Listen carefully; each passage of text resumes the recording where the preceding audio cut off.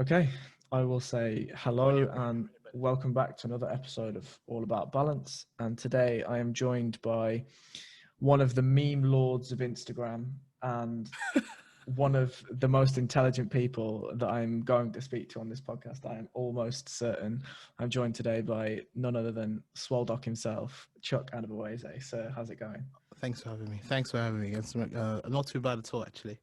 Just enjoying Good. my first day of annual leave, so First, doing my best first day life. of annual leave all year. Yeah. No. I've had other first day of annual leave in this stretch. I've had one a couple of weeks ago, but I just was to live going to my best say, life. Not going to work, just relaxing, it's beautiful. doing It's what. beautiful. I mean, I want to dive right back into the conversation we were just having, which was the Norwich and North London divide, right? Yeah. So you were saying Um. that, no, go on. No. I was saying that basically, as you've had chat with my brother already, we grew up in East Anglia in Norwich, not Norwich. We grew up in a small town called Windham, and we moved to Norwich later on, but it's an interesting divide in terms of how crime is perceived, etc., and how people are as a whole, how they respond to crime. I was using an example of saying where we grew up in other Norwich. I think a time when we moved to Norfolk about 11, how many years ago now? 13 years ago. Wow. It was the safest county. I don't know if it still is, but I'm sure that it's still up there because not much happens in Norwich, to be Yeah,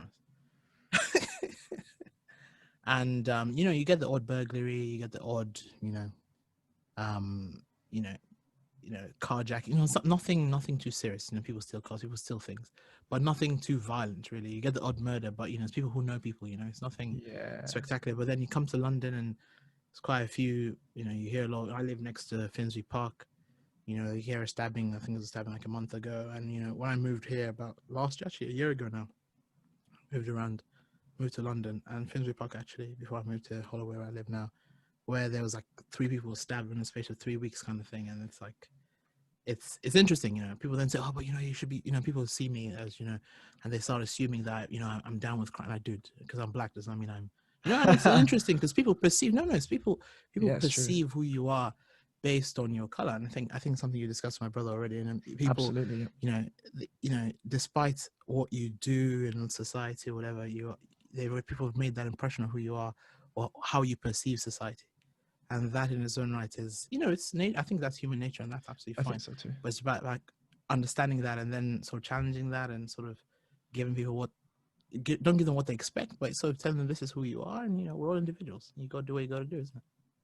I agree. And I think the first challenge I'll offer you is, could you move the mic slightly? Because I can't actually see your face. No, no, it's all right. No worries. Beautiful. Okay, cool. I You can just see you. adjust that. Phenomenal. No worries. Yeah, you're absolutely right. And I grew up not anywhere near London. I grew up in a little town just outside of Birmingham, a place called Telford. I know what Telford is. Yeah, a They got a football population club. of, oh yeah, they do have a football club. Absolutely terrible, but they do have a football club. Um, and I grew up around petty violence, really gang related violence, but nothing. It was just fights. Like there was no weapons Yeah, really, exactly. and Exactly. It's just like fist. Exactly. You just fist ups, isn't it? Just exactly. nothing too special. And then when I was leaving Telford, which was, oh God, 7 years ago now, I started to see the introduction of knives and bats and, just weapons, full stop. And it was, then I moved to London. The first day I moved to London, I saw someone get stabbed outside Tesco's. And I was like, oh, okay, cool. Wow. This is an interesting start, You saw it happen live, did you? Yeah. So I've seen Okay. I've seen in person 2 stabbings since I've been in Woolwich. Wow. Um, But I think that's another South London problem as well, isn't it? I think people would argue South London is a bit more indiscriminate. I don't know, because I've not lived in South London, but I have friends who are from South London. But they're saying in terms of gang violence, South London is a bit more indiscriminate than North London, where it's, targeted. They sort of know who they want, If someone is stabbed in North London, it's sort of, okay, this person is part of a gang, yada, yada, yada. Whereas South London, people use random members of society as, as pawns for their play and whatever. I don't know. This is my perception, so please educate me if I'm wrong. I mean, since I've been in Woolwich, I've never had any trouble personally. I've never. Maybe that's because I grew up around forms of petty violence, and therefore I can kind of sense the social triggers, and I can sense the the behavioural triggers of when that happens, and just distancing myself from that as much as possible. But it's for sure, you know, the violence in Woolwich that I've experienced has nothing to do with race, nothing to do with, you know, culture necessarily. It, mate, it's anyone on anyone crime, and I think that's probably a fair assessment. Is that it is indiscriminate. Equally, I've never lived in North London. I've never lived anywhere else in London than Woolwich. So my you know my pooling size of data is very small. But And when you were in Telford, did you have sort of like what they call these sort of cross-county drugs? Did you have people coming in from London? Because that's something, I'll be honest, I observed, not necessarily personally, but when you're in Telford, did you see people coming into Telford in the mornings from the trains, you know, obviously from London with backpacks on, you know what they're there for? Did you notice that? Or yeah, so again, I probably won't name any names, but growing up in Telford, you get to know, it's a very small town, right? So you get to know a lot of what happens, and somebody that we knew was one of the largest drug runners in Telford, and wow.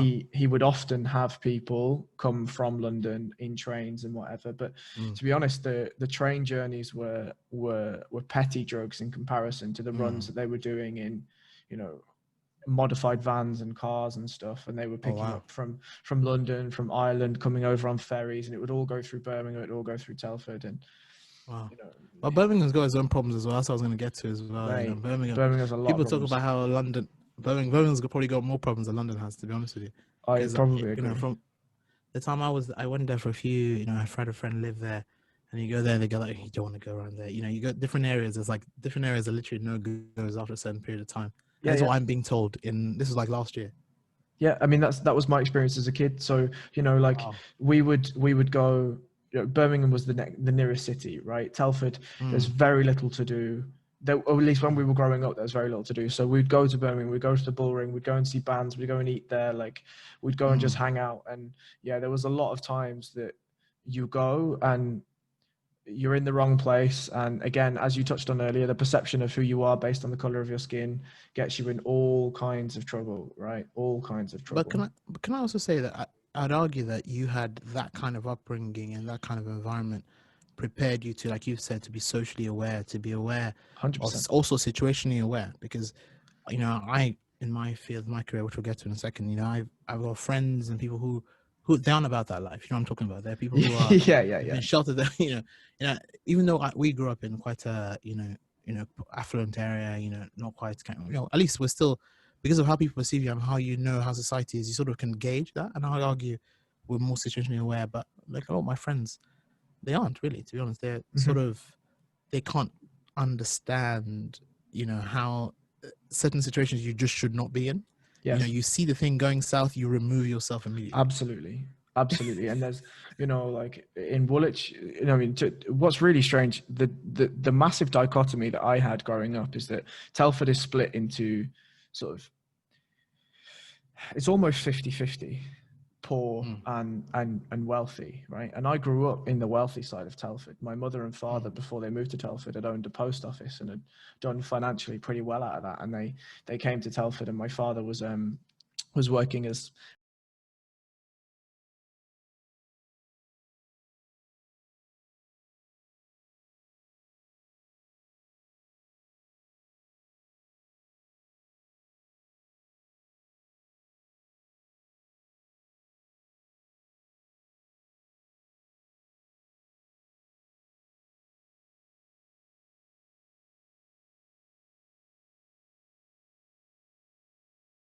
a regional manager for some food supplying company. And anyway, they were earning good money, right?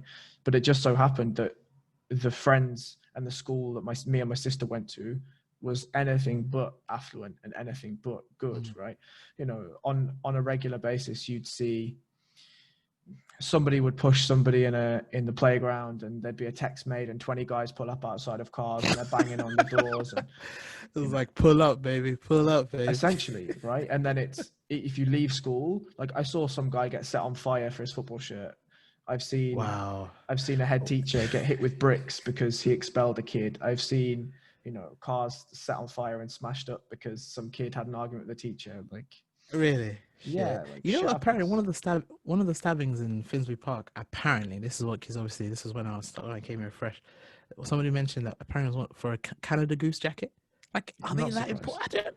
Really? Yeah, yeah, I'm not surprised. I'm not surprised. Canada Goose jacket. I mean, we think. Look, I think the this is such a nuanced topic, and Yeah. I think the problem is that it's probably not just a Canada Goose jacket. It's Of course, of course, of course. and I know you know that, but it's like it's Mm, everything behind what a Canada Goose jacket means, mm, and it's also the the demoralizing understanding that that person isn't able to acquire a Canada Goose jacket in the same fashion that the person they're stabbing did, mm. and it's True, almost true. it's like a desensitized purchase, if that makes sense. No, I know exactly what you mean. It's basically, do you know? Let me use the word. Do you know anything about Nigerian culture, Nigerian Twitter, Black Twitter? Do you know anything? Do you know much I about it? know about Black Twitter. I don't know about Okay. Nigerian culture. Do, The do, only do you know? thing There's a guy called Hush Puppy. Do you know him? I don't Hush Puppy. tell me. So Hush Puppy is not was still is alive. He was a apparently Instagram influencer, Okay. and he basically Raymond Abbas, I think is his real name, and basically he used to basically stunt. We call it, we've got stunting on people, Yeah, or yeah, as we yeah. in Nigeria call it tensioning. That's the word. That's the pigeon term. So he basically tensions everybody on Twitter. When Twitter and Instagram, he's in Bugattis, Lamborghinis. He Jesus. lives in Dubai, 5-star, penthouse, yada yada yada yada yada. He's in Gucci steady, Fendi, Versace, thinking he's got it, and he's talking about how he's a real estate developer, yada yada yada. And the thing about Hush Puppy is, he just pops up. He just one day just wakes up, bam. He's got all this money, Instagram, yada. No one, I think people are questioning where his money's from, yada. People do question because no one knows. I think it's important to question how people's money comes from because For sure. Eku's talking about the sense I was talking about the Canada Goose jacket. I'm getting to there in a second. But one of the things with Hush Puppy was I think beginning of the year. No, this is when the pandemic. No, this is when pandemic was like a month of April, May. He gets arrested by the FBI. Oh shit. Because apparently he's a 419. What we call it is he's a scammer. Or in Nigeria we call it 419er. So basically he's a fraudster, as a scammer, and he's stolen I think up to like £100 million off people. And and Shit, also son. part of how they exactly how they caught him was that they were trying to steal a lot of the COVID relief funds that were being sent to I think Africa and other parts of the developing world. But what I'm trying to say is that these are the people who on Instagram going about how you got to work hard, hustle day by day. Don't put your feet down. You can't stop. It's you got to go for it all the time. And then they go, oh, if you don't work hard, you won't get this Fendi jacket. That I have. Fuck off. Because what I'm coming back to what we're talking about this Canada Goose jacket is that it's a microcosm of the society of same society who will appreciate somebody who is basically a scammer. We don't know where his money comes from, but he's stunting on everybody. He's spending lavish money and his way of getting that money that he's spending is by defrauding others because it is the easy way to get there. And the amount of money he's spending, you probably assume that his income, if they said he's talking about 150 million pounds, his income at least is like, at least $1 million a month or something. So you're talking about somebody who is basically getting that money for nothing because it's the easy way to get it. And that comes back to the Canada Goose jacket we're talking about because it's an easy way of purchasing that jacket because you'd rather not work for it. And that's a microcosm of society in that we do not appreciate the hard work that it takes to get something. And all about rapid gratification. No one cares about the graft it takes to achieving this things. I know talk about balance, isn't it? You have to obviously relax. Go put that plug in there. You got to work hard as well as you got to work hard as well as relax and get there because it really is about balance. You can't just be 100% all the time. And how does Jeff Bezos become the most richest man in the world? People say, oh yeah, he started in a garage. No, who cares? He started in a garage. He had the vision. He did what he had to do. And he's not everybody wins. Everybody has that kind of same plan. But we all can't be winners, can we? Yeah, I think there's so many things to touch on in that bit of prose. I think the first one is that, like, the other thing that we don't talk about when it comes to things like fraud, I mean, the fraud less so, but more about the violence that is attributed by material possessions, for instance, Mm-hmm. is it's a lot of that violence comes from existential struggling, Mm-hmm. and that a lot of that violence is bred into the culture of how these people live, and it feels as though to them that violence is the only method in order Only for way. them It's to, the only way. because if they aren't violent, then violence will come to them. And if violence Mm-hmm. comes to them, then they are lower in that hierarchical order than they feel they should be. And they don't feel that they can get onto the popular societal hierarchy. Therefore, they enact violence on potentially somebody that's innocent, potentially that's somebody that's doing road just like they are. But it doesn't matter at the end of the day. What No, it doesn't. matters is pertaining a level of hierarchical stature that will then allow them to feel love and purpose and meaning. And Mm-hmm. we then go all the way back to Hush Puppy, who essentially is doing the same thing and looking for the same things, right? Mm-hmm. There's obviously something so vast and such a chasm in his life that's missing those feelings. Therefore, he feels like he needs to desensitize humans in order to steal from them and then spend that money on a life The that lavish goods, exactly. exactly something But that can I sorry to interrupt you? no Can no I go. One of the things that, talking about this kind of thing is that it really gets me because people then say, oh, but poverty and crime are inherently related, which I agree. Because I have a lot of friends who are Brazilian and, from, I went to Sao Paulo many years ago. I still keep in touch with a few of my friends there. And you have, places like the favelas where Oh there's God. only feasible way of you, even putting food on your table, even talking about Nigeria that I know, is crime. And you then have to say that if society is inherently broken, that somebody cannot legitimately feed themselves, who are we to therefore judge somebody for, for example, non-violent crime? Who are we to judge somebody for, if that is their means of putting food on the table? How can we say, okay, you're a bad person when all their goal is, like we said, is not just the love and comfort; it's just simply need of eating, shelter, Yeah. warmth. Yeah. Those basic human rights that we take for granted because we would argue that we are privileged, but that is not justifying the crime. I would never do Sure. that. But I'm saying that in society, you have to look at both sides and think to yourself, obviously life is that bad for somebody to reach that level. And the truth is, some people do reach those levels. And, that's when you start thinking where therefore the whole system's broken, where you have people who are billionaires making £70 billion, $70 billion in 3 months or whatever, and they have people who aren't eating. But that doesn't diminish the person who's worked hard to achieve that $70 billion, because I'm not. Yeah. The person's going to hate on Jeff Bezos. I think he's worked hard. Everyone goes, oh, but he's getting tax breaks. But the tax breaks are there for him to get. Yes. The governments and the taxation system allows him to be who he is. For So sure. anyway, I think that is devastating. I'll ask you this question. This was a question that was posed to me in my philosophy A level, and I'd be interested to see your thoughts on it. And it's essentially exactly the same thing you've just said. So we were talking about Immanuel Kant and his idea of absolutism, and his idea of universal maxims. So for people that don't know, essentially one of the pillars of Immanuel Kant's philosophy is that he wanted to create and have the world abide by universal maxims. And one of these universal maxims was that stealing is wrong, right? And stealing is illegal, and you should be punished for stealing. Fine. Mm-hmm. So our teacher said to us, well, let's say you're a police officer in the favelas of Sao Paulo, and you know that you're operating under a ruling that says if you find somebody stealing, you should arrest them. If you don't arrest them, you're going to lose your own job.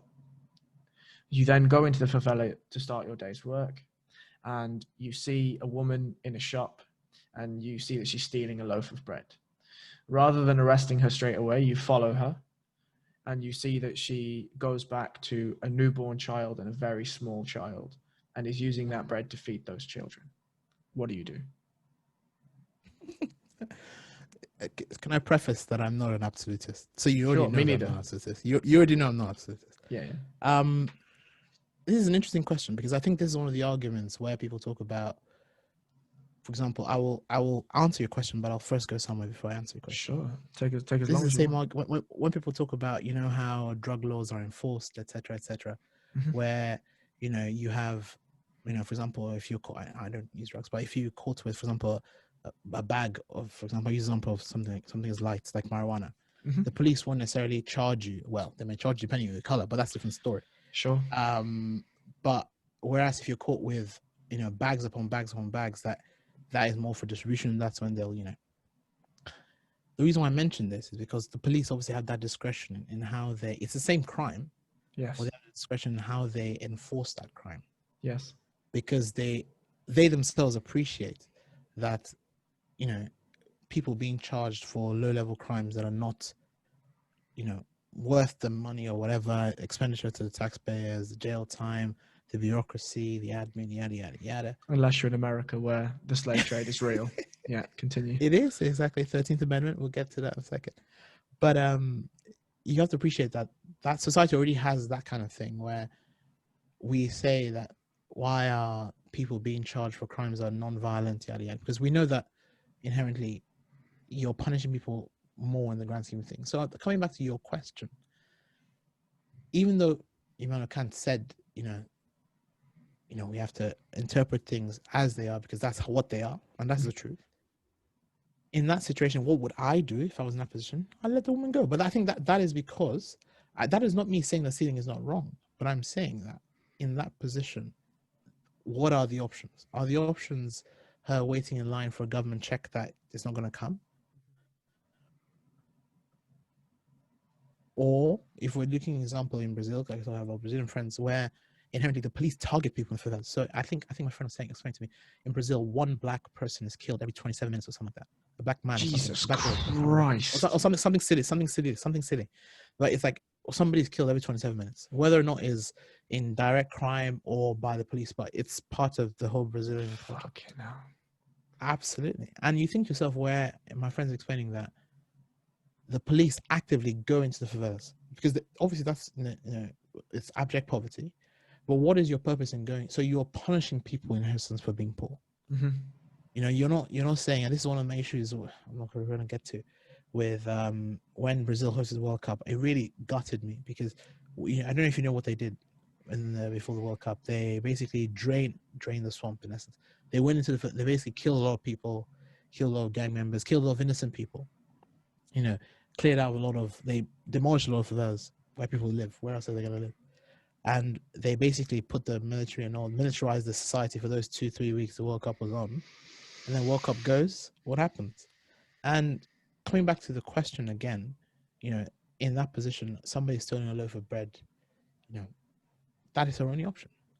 And the argument therefore is what, one, you as a police officer, what are you doing there? Are you sent there from your higher ups, or is it the person who's the bread was stolen from reporting you? Because I'm sure most people who own those kind of shops would be like, you know what, you could take it. It's charity, isn't it? But I don't own a shop. So I don't know, because you never know. Some people are very, I use the example of Aladdin, for example. The opening scene of Aladdin where he steals that bread or whatever. Is it Aladdin? In reality, it's just a loaf of bread now. But if everybody stole a loaf of bread from you, you're fucked, aren't you? Exactly. But it's an interesting question. I think it's kind of question is important to us, especially young people growing up, because it makes you it aligns your brain, saying that yes, something is wrong, but at the same time, sometimes things that are wrong are acceptable, even though they're not acceptable. If that makes any sense. Of course it makes sense. And I think to the point about Jeff Bezos, like Bezos is somebody that has obviously worked inextricably hard to get to the level where he is, right? He's got to a level where numbers don't even mean anything. He's not living in the same universe that we're living in. It's just not the same dude, thing. Have you seen the videos of how they explain his wealth in grains of rice?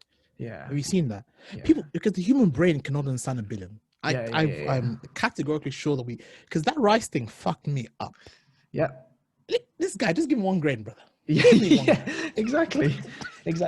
And the thing about people saying, oh, well, if Bezos just gave away half of his wealth, then the entirety of world hunger would be over, right? And I'm like, no, it wouldn't.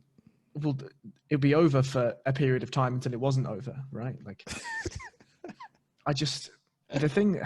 Okay, so I have some opinions on this, and the first one is No, that please. the taxation problem, it is a problem, but it's not Bezos's problem, because as you rightly said earlier, it's not. the loopholes are there for him to use. If they're there for him to use, why wouldn't he use them? In the same vein, if you're a low-level contractor not earning millions and you're just an IT contractor like I used to be, you're paid a very good day rate, you make a very good living, the tax holes are also there for you to use if you want to use them. Now, most people don't, because they don't bother to venture to find out what they are, and that's fine. But you can use them. And the tax man's going to come to you and you're going to be like, I did this. And he's going to be like, all right, mate, no worries. Right? So in the same as Starbucks, in the same as Amazon, it's all the same. If the world is constructed by rules, you must use the rules. And the rules may be to your advantage if you have $70 billion. But they may not to be your advantage if you live in the favela and you don't even have a fathoming of what a dollar feels like to be in your hands. No, of course. So, and one of the things that, sorry to interrupt you, it's one of the things that gets me with people who don't, it's rationalizing the wrong word, but I'm neither people think you're about to say my thinking. Please say it. I will argue I'm neither right or left wing. I think I'm strike by the middle. Because I'm the kind of person that you have to give me information for me to make a decision. Some people have strong views of things without thinking about it. I think the majority of people do, actually. Well, a lot of us are very, there's a word for it. When it's just, and that's the wrong word. I'm trying to think of say animalistic, but that's the wrong word. We're very tribal in our response to politics. I think that's the right word. In our response to everything, almost. No, spot on, actually. I think, and where you have people who are, people on the left go, oh, but I think we should all charge everybody 75% tax. Like, okay, so if that's what you want, fine. But what are the repercussions of that? Then you have people who are then on the right wing who then go, oh, but tax itself is completely wrong. Like, I'm not gonna lie to you, mate. I didn't really understand tax until I started making money. Yeah, and the first paycheck I got, mate, Her Majesty's Revenue of Customs took a lot of my money, and they're still taking a lot of money to today. I look at my pay slip every month. I'm like, oh wow, I would love to have that, but I understand as a normal, as a duty, holding tax, member of society, I have to pay my dues. Whether or not I agree with what my dues are being spent on, my argument when people talk about increasing taxation and increasing all these things is always this: do I agree with what the government spends their money on? And the truth is, I don't. I disagree with the amount of military spending we do, because in terms of the military industrial complex, I disagree with our educational spending. I disagree with a lot of spending. And my argument against increased taxation is that the more I am taxed, or the more that the general person is taxed, the money is going to be spent wrongly, categorically. Because why are we spending? I think 35% of our budget on the military. I think, please correct me if I'm something wrong. like that. Something like that. Why are we spending 35% of our budget on the military? Are we fighting any wars? Please tell me. People will go, oh, but we've got to have a strong military. Got to be protect people. No. I'm telling you, if there's war tomorrow, I'll sign up. But there has to be war first, and it has to be a legitimate war. So I think there's 2 points. The first point is that if war breaks out, you will never need to sign up. I'm telling you, because the war will be fought on 2 fronts. It will be fought from a keyboard, and it will be fought from a set of red buttons. A proper war. Yeah, exactly. If, let's say, Putin, Trump, and whoever, pick somebody, have a massive bust up and it really boils over, there is absolutely no point in sending humans to fight wars anymore. If you follow anything that Snowden says, in Snowden's book, they take out the entire internet connectivity for Iran for about 20 minutes because they were trying to hack one of their main servers and got a line of code wrong. And they were like, Jesus fucking Christ, we've got a line of code wrong. And they've then got to infiltrate other countries to get round and get back to Iran and change this code. Like, don't fucking tell me that you need humans anymore. Don't even think about it. Like, if you can infiltrate the internet connectivity of a country, you can infiltrate the internet connectivity of anything. Electric, water. And anything. And what's talking? I will go back to what we're talking about, but in the same vein, you know, people get all paranoid about the, you know, you heard all the 5G conspiracies and all the coronavirus conspiracies, how they're gonna put chips in the vaccines to track people. I'm like, dude, Yes. they track you already. Yes. If you're thick enough to not understand that Yes. having a phone means that they can get anytime, dude. My phone, if I say, "Hey Siri, look, look, look, look, look, look, look, look," which means Yes. she's always listening. Yes. They're always listening. Yes. So when you then deceive yourself and think to yourself, "Oh, they're gonna put a chip in a vaccine to try," are you dumb? Get the Yeah, hell out of here, man. yeah. Agree. And I think there's a very strange dichotomy that is humans are more IT literate than they ever have been, but there are so many people that are completely illiterate to what they're actually using and what they're actually doing, right? Everyone's got an Amazon Alexa, Google Home, you know, Home Pods, and if like you said with the Snowden book, I haven't read it, but obviously Oh I my followed God. it a lot when he released a lot of his, you know, stuff in the beginning with WikiLeaks. Like at the time, there was nothing surprising there. Everyone goes, "Oh, but the NSA are monitoring." It is not surprising. Yeah. People, the Internet of Things, being able to pinpoint. Google knows what I can tell. Ask Google, "Where's my other phone?" He knows it's in the other room. He knows already. I didn't tell it that. Yeah. Yeah, absolutely. And you're Absolutely. absolutely right. I think you're very correct with that. I think any loss of life that is physical in terms of you sending somebody to fight a war is all superfluous, and all you're all hitting the, definitely the IT front in terms of, you know, having a war, you know, with what Russia do apparently with trying to hack the Oxford group in terms of the coronavirus thing and other things as well.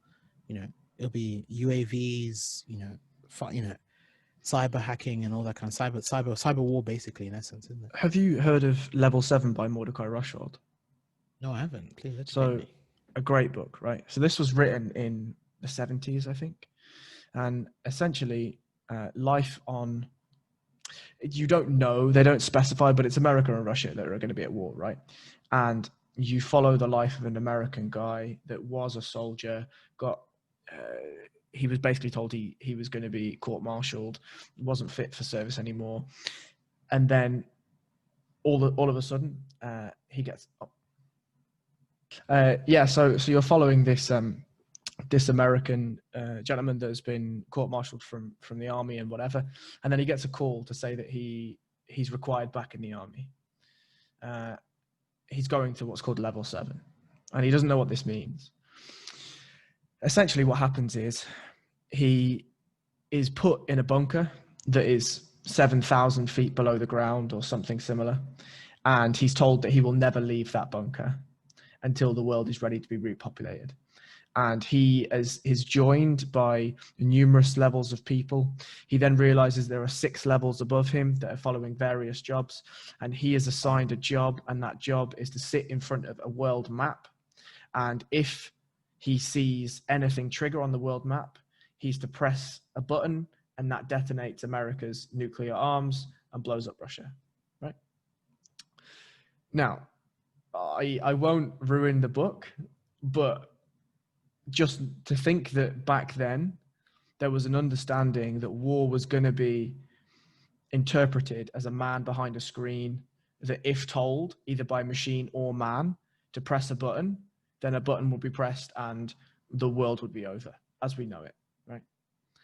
And I honestly, if we're talking about things like Amazon and whatever, we're also talking about the idea of efficiency, right?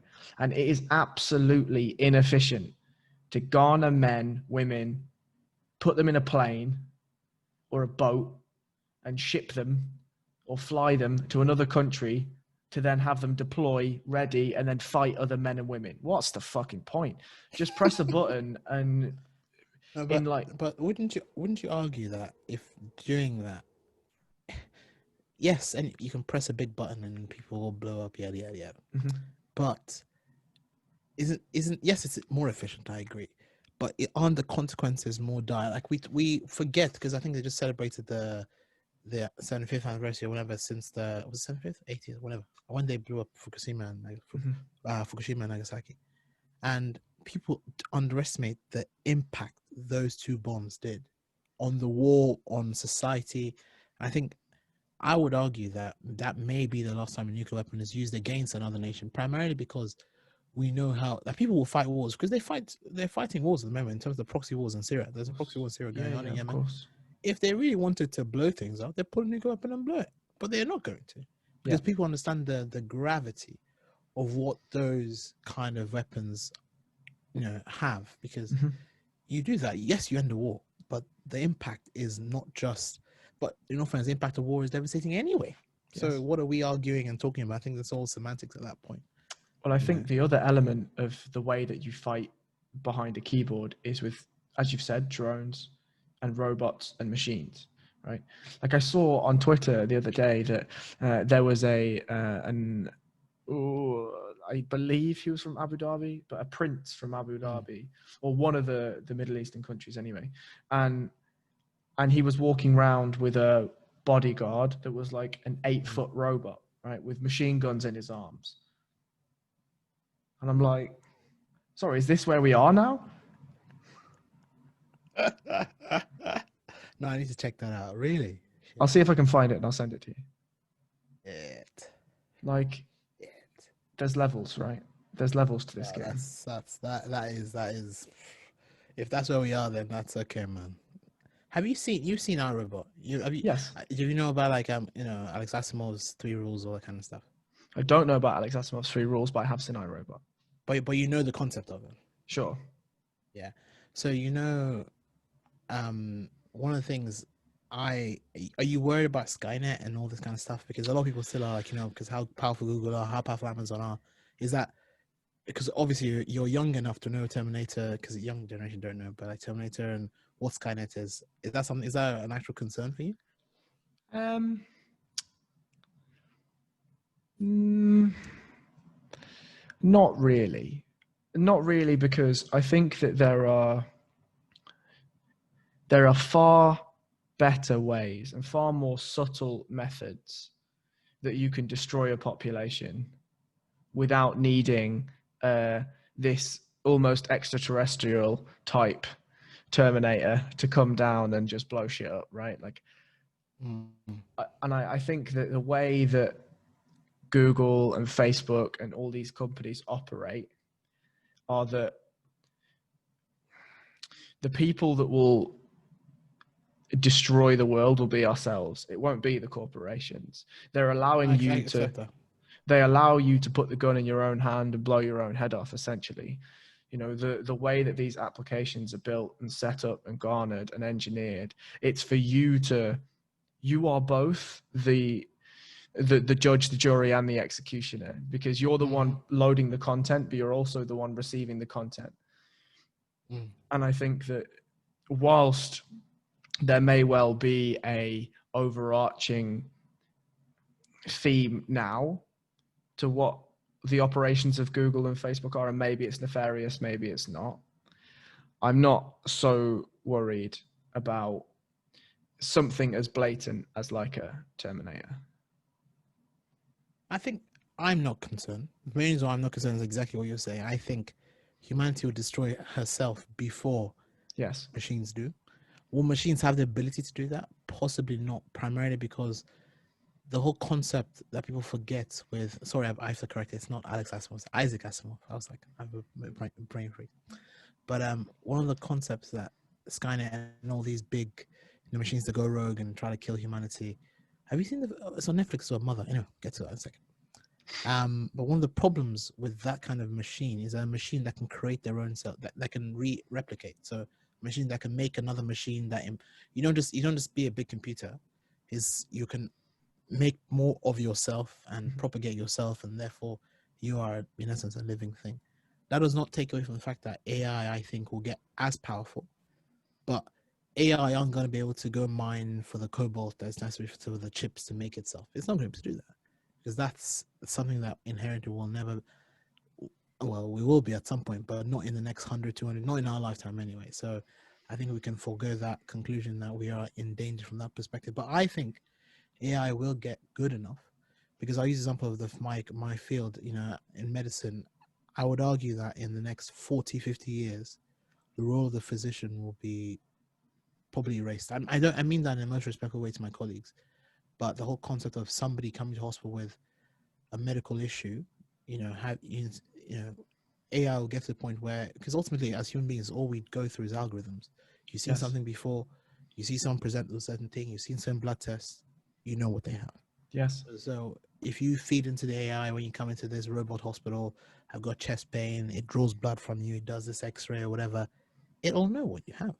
Yes. Well, the question I ask, I'm not too concerned about, but I think will be maybe the generation after will be in terms of surgical management. Will AI be able to decipher the differences in anatomy and how basically when you have an infection, things don't look like they should in the textbooks? These are things, which is why human beings will probably last in that kind of practical field. Whereas in the intuitive field, I think AI will overtake humanity. But practicality and actual making things and using their hands and creating things, I would argue AI will not get as good maybe for the next 100, 200 years, but maybe I'm just a pessimist. Well, I don't think that's pessimistic at all, but let me offer you an even more pessimistic outlook, which is something that I hold. Or, this is something that I'm rumbling around in my head. So I work in the IT industry, right? Like I have done for pretty much my entire career, whatever that is. And I'll pose the question to you. My question is, do you think that with AI, it's nothing to do with AI getting better than humanity? I think a better way to frame it is that I believe that humans will become AI or something similar.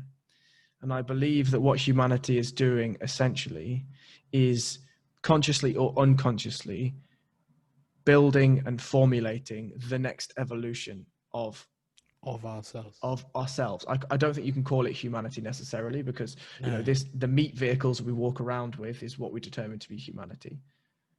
So in essence, you'll be able to download your consciousness or upgrade your consciousness to some degree. So I think what we're doing right now is we've already uploaded our consciousness. No, we have.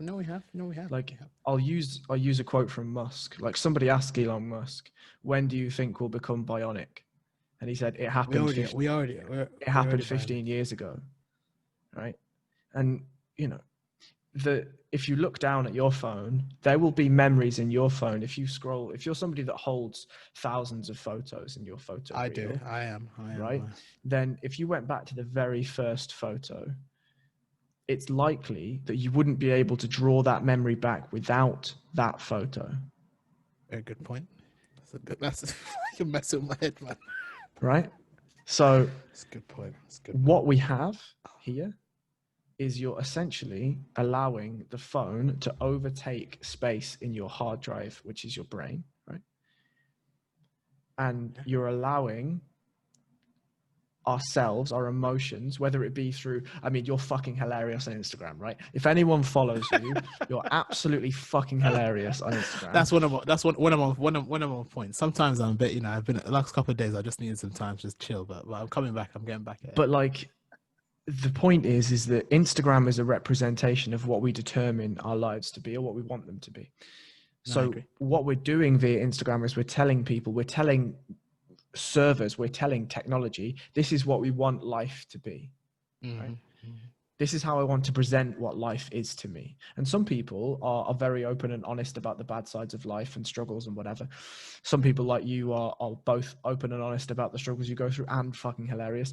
But then you have the different forms. You have Facebook, which is like a vitriol log. It's a textbook of just reams of shite, right? Dude, I've stopped using Facebook for that exact reason. It's got to the point where I'm fed up with everybody.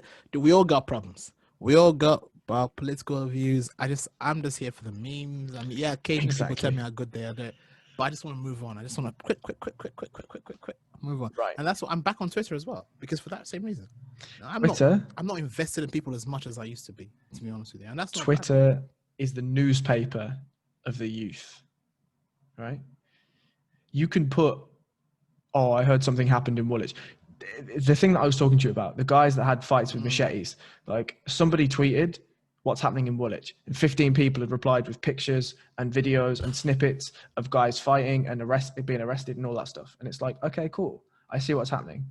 I see what's happening.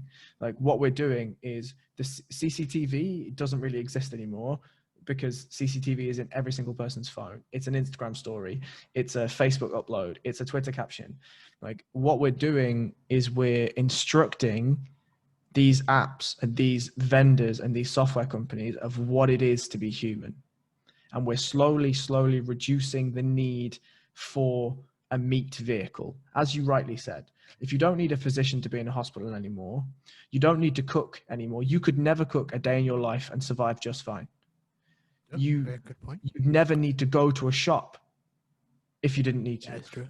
Amazon will give you and exactly anything you want. Right. So far, other than finding and meeting somebody and having a human experience with them, which I would argue as well is less. There's less necessity now to go outside your house to do that, right? You don't even need to find somebody because all these dolls that people have these days. Right. Exactly. That's an extremely valid point, right? So think about what you actually need, and I mean need to go outside of your house for now. It's very little. It's very, very little. That's a good point. You got me. So we worry about Skynet and these things. And it's like, yeah, that's cool. But what about when Skynet is us, essentially? And I'll leave you this last point with you before I, and this last point is where, to me, it gets really scary. So we talk about things like VR, right? So virtual reality and augmented reality and all this kind of stuff. I really, really, really strongly believe, having seen the first Oculus Rift and then seen the second Oculus Rift, like the first Oculus Rift, did you play with the first Oculus Rift? No, just the recent. So you put it on, right? And your brain was like, I get it, but there's something weird here. Like there's something not right here. And if you played with it for too long, it gave you a headache because the motion was like maybe a half a millisecond behind. It just felt strange in your brain. The second Oculus Rift is fucking game changing. You put that thing on and it's mad. So, okay, cool. So we've had one company make 2 iterations of VR. What happens in 15 years when you can go to a work meeting and then see the beginning of the earth through a VR thing in 15 minutes? We could have this conversation, and in that VR headset, you could say, hey, VR headset, because Siri's fucked now. Who cares about Siri? Hey, VR headset, show me the beginning of the earth. And you're there in a pod with your whatever you've ordered from whatever takeaway. Crazy, man. That's my thought stuff. Anyway. That's crazy shit, man. That's great. And the thing is, I don't know. I think all of this will make humanity better. I think a lot of people are very pessimistic. I know that I'm saying that people lose jobs, etc. That will happen. I think that's inevitable. I think as a society, the coronavirus pandemic has taught us a couple of things in that there are some jobs we need, some jobs that we cannot do without. Yep. Some jobs, yes, there are jobs, but you don't need to be in a certain space to do them. You can do them from anywhere in the world. Yes. I have friends who are similar to you, IT engineers. They don't physically need to be out there, at their office. You could be anywhere in the world, which is what a lot of people have been pioneering for 10 decades now. I think, I don't know if you know these young people that basically work from anywhere in the world, but basically they fly. This is all pre-COVID, obviously. Fly, they stay in a place for a month and then move to the next country another month and basically traveling and working. But that should be the norm. That is nothing unreal about that.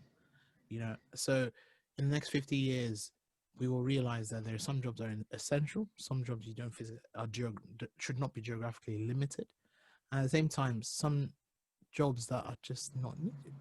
And therefore, what that then does is, yes, we have AI and computers will be better than us in certain things, but in my opinion, that then opens a whole can of worms as to unemployment, as to how we as a society deal with these people. I think you can then talk about things like Andrew Yang, where he talks about universal basic income and all that kind of stuff.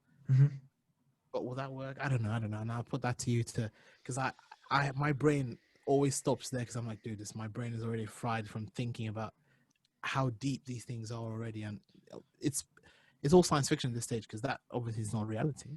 But you have to. It isn't science fiction. It isn't science fiction. I was going to say it's not science fiction at all. It's not science fiction. It's the reality we live in. Exactly. Yeah, like I think that the trajectory, like when you have people that are on the front line that are saying like, I'm going to keep building this thing, but I'm scared about what I'm building.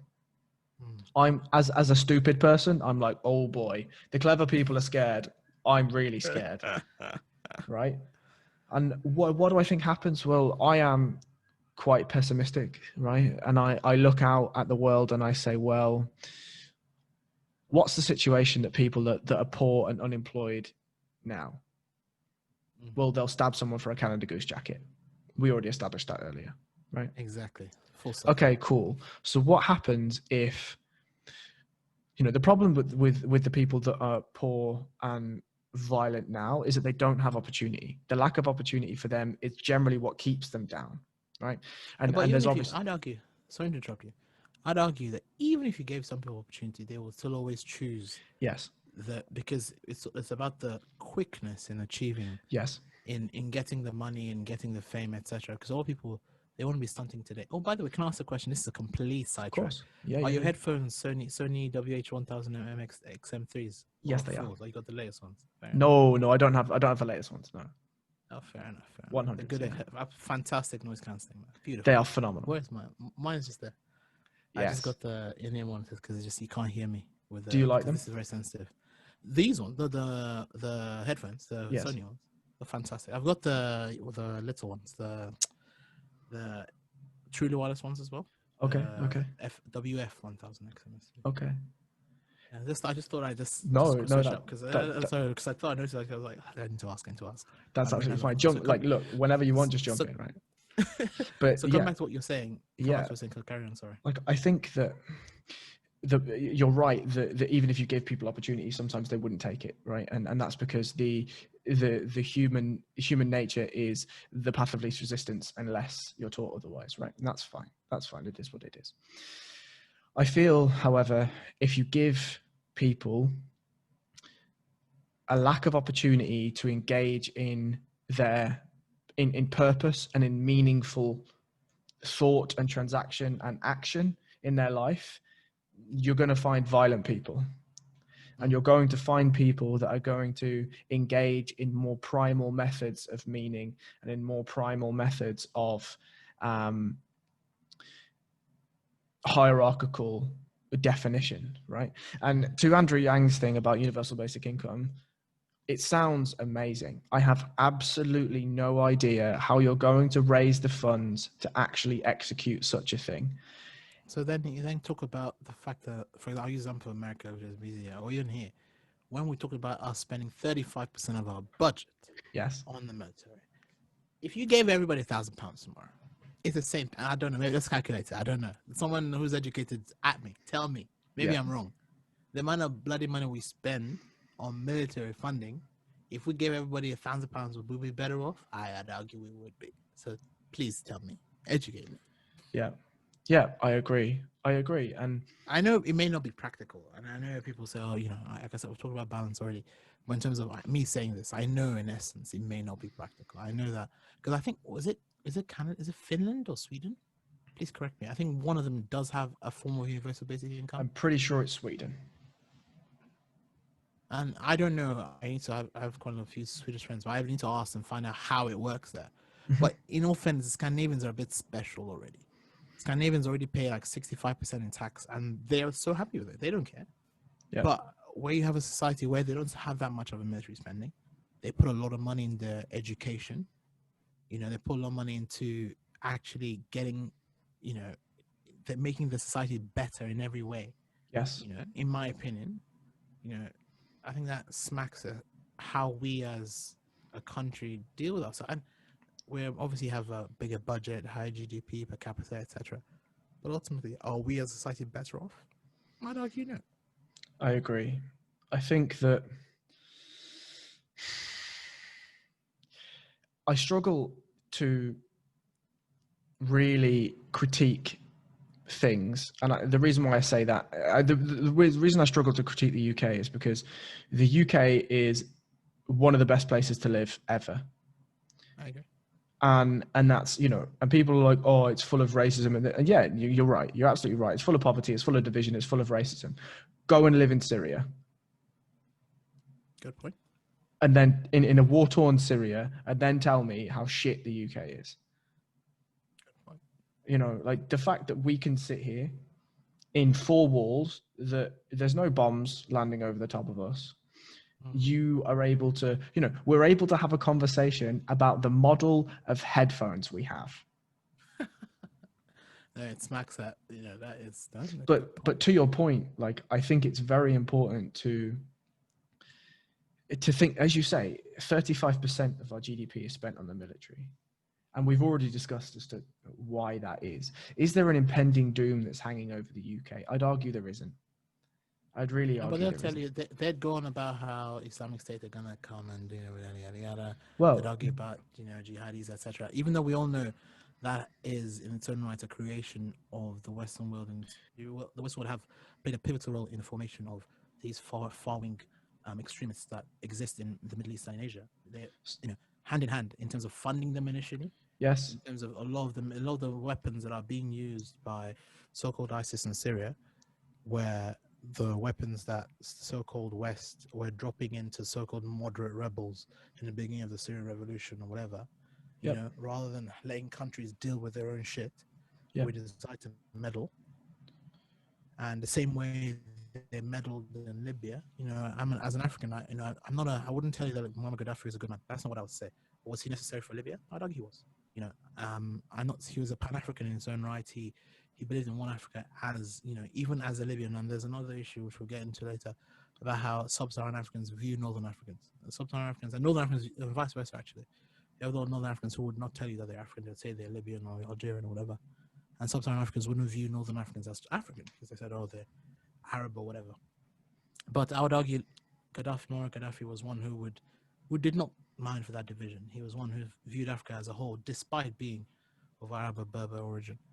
And you then removed him and created that big power vacuum you did in Libya, and same in Iraq and same in Afghanistan, yada, yada, yada. Yep. And you then surprise us when there's, millions of immigrants on your doorstep and stuff like that. You caused it. You have to take responsibility for your actions. And that's one of the problems society as a whole we have. We absolve ourselves from our actions and responsibility for our actions, and then suddenly go, oh, how did that happen? Oh, I didn't know that was going to happen. Yeah. How did that? But, it's bullshit. I agree. But I think as a whole, coming back to what we're talking about, it's a difficult stance in getting to understand how we as a society can deal with all these issues. And I think, I'll be honest with you, I'm an optimist in that sometimes an optimist, sometimes a pessimist. I think we as a society can handle crime issues well, I think, if we handle our division.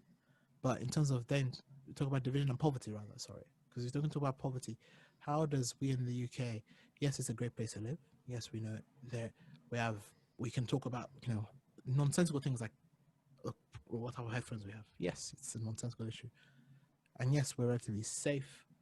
At the same time, if you go into and talk to people, I met patients who have, issues in terms of they aren't getting their I don't know what they call benefits these days. I think they call them something like UBI or something.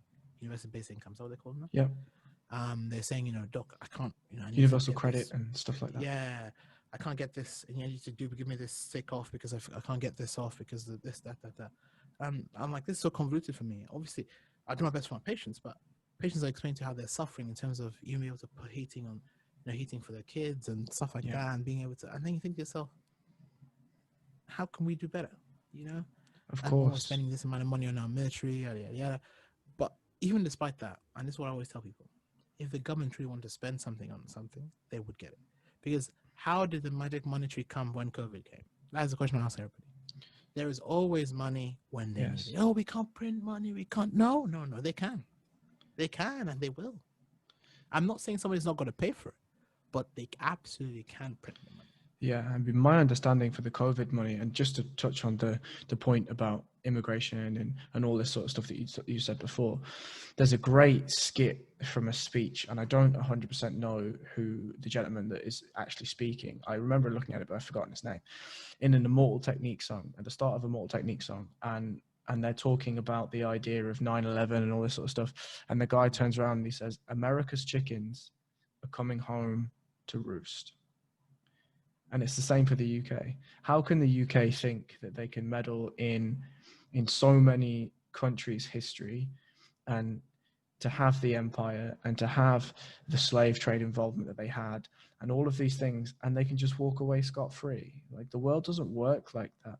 Actions don't And work that way. I don't know if if my brother told the story. I don't know if it was not him. I think it was me actually. So when we first moved here, I thought we moved here 13 years ago. There was one time when I was walking. I said I'd never had any problems. Like, if I had problems, it was just low level stupid people. And some guy was like, one day he was trying to trigger me. Yeah. He goes, "Oh, you know what you're doing in this country? Go back to your country, yada yada yada yada." And then I ignored him, to be honest with you. But the truth is this: in my mind, I'm thinking, number one, why am I in this country? I know there are different reasons socioeconomically why I'm here, but in reality, I wouldn't. We wouldn't leave our nice, comfortable tropical home to move to to a frigid, cold weather Yes. if there weren't issues with that country you left. And that is Yes. not saying that home is horrible. No, that's what I'm saying. I'm just saying that, like you said, empire. The reason why I'm in Britain is because Britain, at one point, colonized what they created as a country. Yes. Inherently, Nigeria did not exist until Britain made it exist. Yes. I'm Igbo by origin, and the British people came to the land that was there. They named it a certain country. They said, "Oh, all you lot, even though you never know each other, yes, you may trade occasionally, but you're now one country." And then suddenly, when there's destabilization and that place isn't successful, people then go, "Oh, but you can make your country great." Yeah, I could, but at the same time, it's about security today, Yes. financial, economical, societal, safety. Like, being able to say, I can talk about stupid headphones. I'm not worried about whether I'm going to pay for my, I can pay for whatever I want to do, come to my rent. I can go anywhere, trains just on my doorstep. I have that freedom to do that. And that's all because, unfortunately, at some point in the last 100 years or 150 years, Britain has come to my land, propagated it, stolen from it. That's an absolute fact. Propagated, lack of stability in Africa to propagate their own needs financially and also societally. And then tomorrow you start wondering, oh, why do we have all these immigrants? Mm-hmm. I think that smacks at disrespect, that smacks at arrogance, which we've Yes. discussed already. People think suddenly, and I don't know if you know a lot of the African Revolution leaders who were all murdered. Basically, there was a huge lot of African Revolution leaders who were basically assassinated, primarily because they were all very left wing. So they're all communist socialists in terms of their upbringing. I think what happens in most revolution societies, you need the left to push revolution, and then and America, obviously, at the time, anti-communism, yada yada yada. CIA. I'll use example one guy who was the Congolese revolution, Patrice Lumumba. He was murdered by the Americans. Yes. Yeah. And then you then have the guy who then becomes his second command, who then rules over 30 years. And then someone wonder, oh, why is Congo so destabilized? But you guys say more than that. And I don't know. But if I can argue, I'd argue that you are more educated in that field, whereas the generic person in society does not understand that nobody will want to leave the comfort of their homeland to move somewhere else if they were happy there. Yeah, it's ridiculous. If they were safe there. It's ridiculous. Why would you pay £10,000 to a people smuggler or a person smuggler with no guarantee of your life? No matter whether or not they're going to take you to the bosom of heaven, I wouldn't give £10,000 to somebody with their 20% chance of me dying. No, yep. I'm not doing that. 100%. And I'm gonna just tell a story of one of my friends that came to the UK. And then before I do that, I'll preface with all of this absolute bullshit that's going around on Twitter of Piers Morgan and the like. These people that are in boats in the English Channel that are videoing the struggles, the ultimate sacrifices that some of these people are making to cross from France to the UK is some of the most disgusting shit that I've ever seen in my life. Like some of the most disgusting shit. These people that are in these fancy, safe boats that are filming people in rubber dinghies that are just about making it, right? It's just the most ludicrous shit. And the vitriol, the rhetoric that's coming out of it is just shambolic.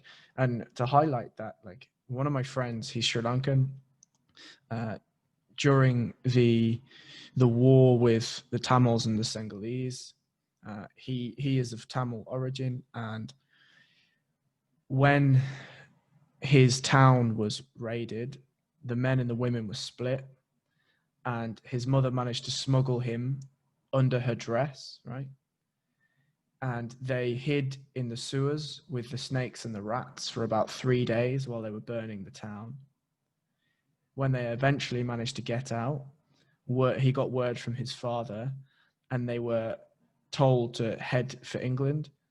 But the way that they got to England was by going to Thailand, to Singapore, to one of the African nations, to some European states.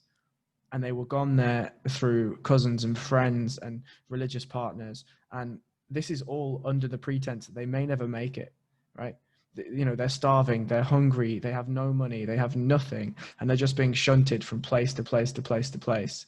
And he gets to the English border and he has to burn everything he owns. And they turn up on the English border literally with nothing. The illegal papers that he'd used to get here, they burnt everything, and they claimed asylum at the border. And thankfully, they were allowed in. Now, this guy, his name is Sen. He's now got 2 degrees, a doctorate, and he's one of the most intelligent people I know. He works in a really, really important job. And I mean, he's an Arsenal fan, right? So everyone has to have their flaws. But look, you know, What football team do you support? I don't really support any team. I used to be a season ticket holder at Manchester United, but fair enough.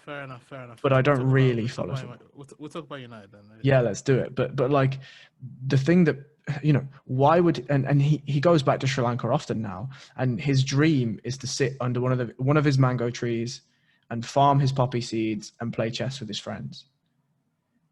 Do you think he would have left that dream if it wasn't for something utterly ridiculous and utterly life-threatening as somebody coming to his town and burning it? How many towns have been burned in the UK? How many? Not many is the answer. Many, exactly. Not many. So the people that can sit and talk about, and that's a very local problem, right? But the people that can sit and talk and give the rhetoric that they give about these people that are claiming asylum or attempting to claim asylum at the UK border don't understand UK history in the slightest. No, but can you blame them though? And this is like, yes, I can blame them. I understand where you're coming from, and this is, I preface this in saying, obviously you know my views on that already.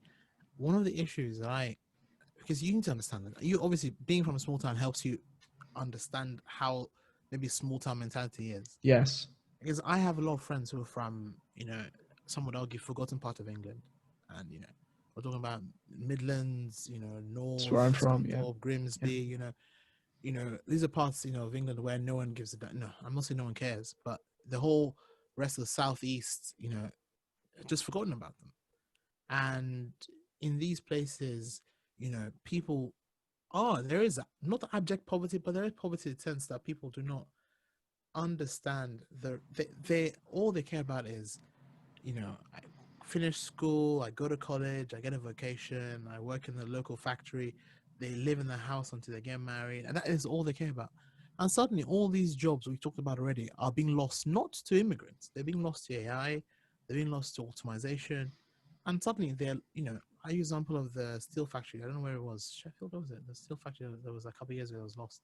Well, I use something that's more recent, the Nissan factory in Sunderland or something, where this is when they had when basically the previous financial crisis occurred, and the government did a deal with Nissan, or keep the factory open. It's like 12,000 jobs, something like that. But the only reason why they kept the factory open was that the government basically paid for the factory. Yes. Basically, in essence, you know, to keep the jobs, because how much money would the government be paying if all these guys went on the door? But the reason why I'm trying to say this is that these people, all they care about is the local jobs in their area being lost. Their security is being hampered because there is increase in crime due to the increase in poverty. Their towns are being flooded with drugs. You know, their safe spaces are being lost. So who are they going to blame? I mean that in the most, you know, coming from, I'm an immigrant, I'm saying that in the foreigners. I completely, exactly. It's not. It's logical. It's not. Yes, it's not right, but I can accept that is how somebody arrives to that way. Somebody outside of their local tribe.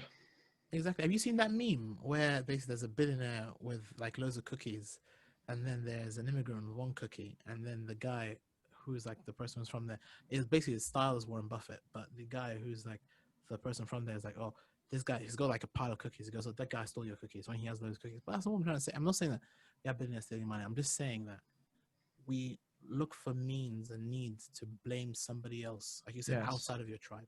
Because in Yes. essence, we are tribal in our nature. We 100%. if somebody does not look like me, you know, that does not mean you treat them different, but you know that there's a difference between you and that person. Therefore, you then tell yourself, okay, because I'm not successful, the person I'm going to blame on is the immigrant. And then that brings back to, I know people say, oh, people who voted for Brexit were all racist. No, it's you're stupid if you say that. I'll be honest, I said that once. I was one of those people, I think, before I transformed in my thinking, where that was how I simplified Brexit. I thought, people just hate immigrants. But it was beyond that. Is the fact where, like we've just discussed, you have no option for you to succeed in your society. So why would I be part of the EU when I look at jobs being lost and they're saying, oh, all these Eastern Europeans taking all our jobs? The truth is they're not. You and your, zero qualifications, no one's stealing your jobs. But the government aren't being upright and honest with you and saying, you know what, mate, maybe that vocational degree is not good enough for you. Or maybe, in fact, even the normal degree that you did in sociology and David Beckham studies is not going to get you. Maybe, That's a meme. That is a meme right there. You need to create that. David Beckham studies is phenomenal. No, it does exist. I'm not fucking with you. It does exist. But like people, we forget that those people do exist. And can I blame those people for having those views? I can't. But then whose responsibility in society is it to tell those people and say, you know what, mate, how do we make your life better? But that is a problem with our society where we've not accepted inherently these things we've established already, that jobs are being lost. They'll continue to be lost. Yes. Yeah. We have to have an open, honest conversation in our society and saying, how can we maintain people's daily living? Yeah. How do we stimulate our economy? And in fact, what is the economy? Because the whole concept of people spending money as our economy and stuff, it's going to be outdated in the next 20, 30 years. Because I'm a big Trekkie, and one of the things I really love, I was rewatching Next Generation recently, and there was one episode talking about how money is just makes it's of no value, because once everybody has a skill and everybody is working to a common goal, as long as if you're provided for in terms of shelter, food, etc., what do you really need money for? Yes, all the little things in life are good. What do you need money? So these people who are being disenfranchised from society, how do we go about supporting them? And that's a conversation our society is not ready to have, in my opinion. I think we've got to the point where we have just said, you know what, we're living, we're living large, and as you know, for one person to be rich, the truth is somebody else has to be poor. Correct. That's a sad and real fact of our life. I think as a society, we're just not ready to have that conversation, as sad as it may seem. I think I agree. But I think the problem will be is that conversation, the situation that arises from that conversation is going to be upon us before we've had the conversation. And this is why I am pessimistic, is that I think that what will happen is the people in power will attempt, and again, this is natural behavior. If you have power, you don't then want to give it away. It doesn't happen. It's very, very rare for somebody to have worked their life to gain a level of power, whatever that is, and then be like, all right, lads, cheers, it was fun, I'm off. No, doesn't exist. Right? Does not exist. So the people that currently hold a level of power will do everything in their might to keep that power. Power usually comes with wealth. And again, for anyone that has gone from living with nothing to then being able to live with something is nicer than nothing, right? It's more comfortable than nothing. And whilst humans are primal and they are primed for things like violence and all of this sort of stuff, they're also primed to enjoy comfort and take comfort with a real love.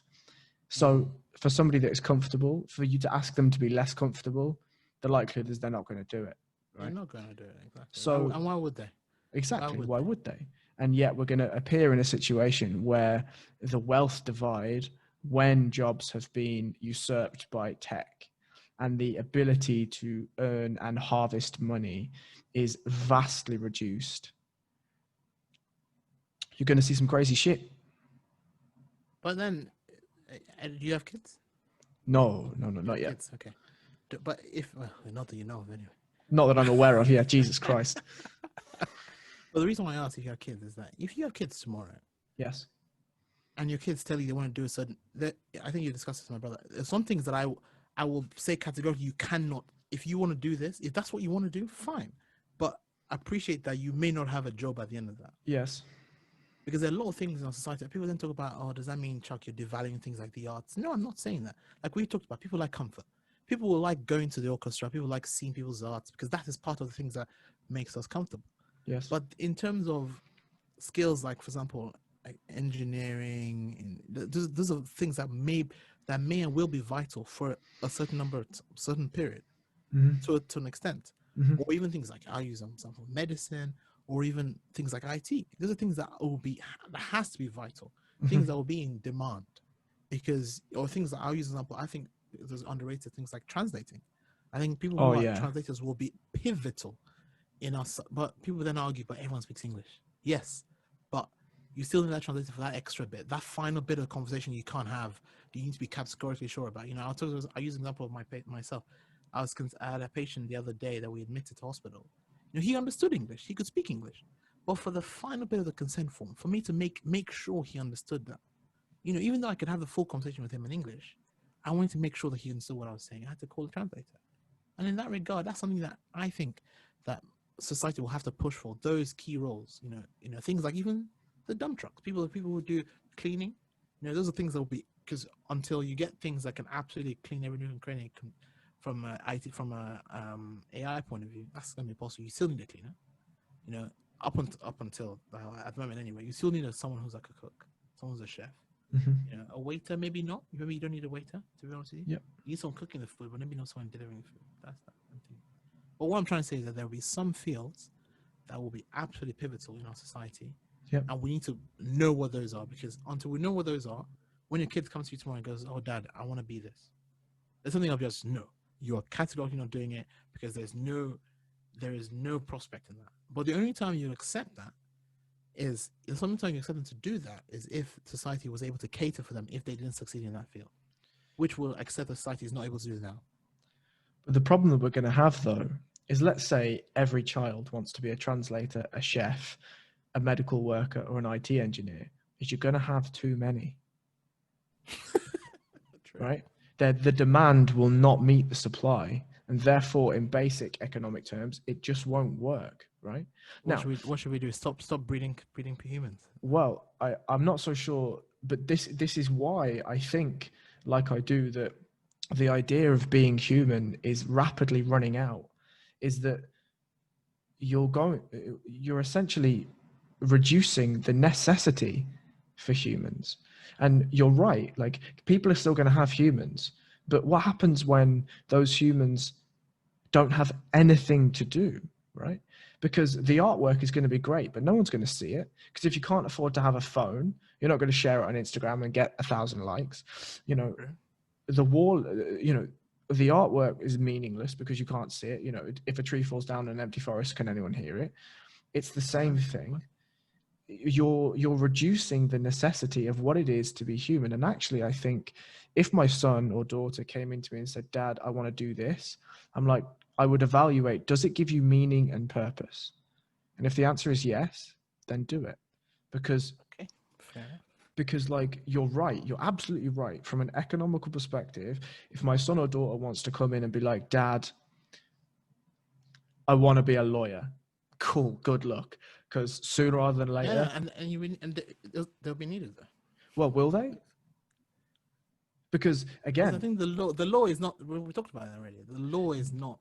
Even though the law is black and white, it isn't black and white. For now. And that's why you need that human nuance. You need that human nuance to know that in between. For now, because again, like, and this is me being super conspiratory, as pessimistic, right? But what about if the wealth divide determines what court you go into, and what court you go into is either an AI that is nuanced or an AI that is not? Because think about it now. If and let's be absolutely categorically clear here. If you are a 35-year-old white gentleman that's a millionaire and you get caught with a kilo of weed, are you more or less likely to go to prison than a 17-year-old black boy from Brixton that gets caught with the same amount of weed? Oh, it's not a question. You know the answer already. Right. So then are we not living in a similar situation to that already? Oh, fair enough. I give you that. You got me there. You got me. So my point is that if you can, because you're right, everything is an algorithm. Humanity is an algorithm. If I come into you and you read my blood sample and it says X, Y, and Z, you can come to me and be like, you've got heart disease. And I'm like, shit. All right, cool.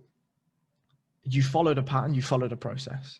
From working with computers, I understand that almost everything in life is a process.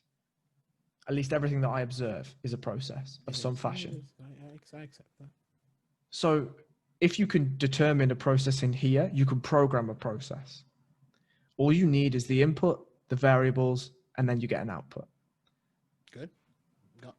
Garbage in, garbage out style. Right.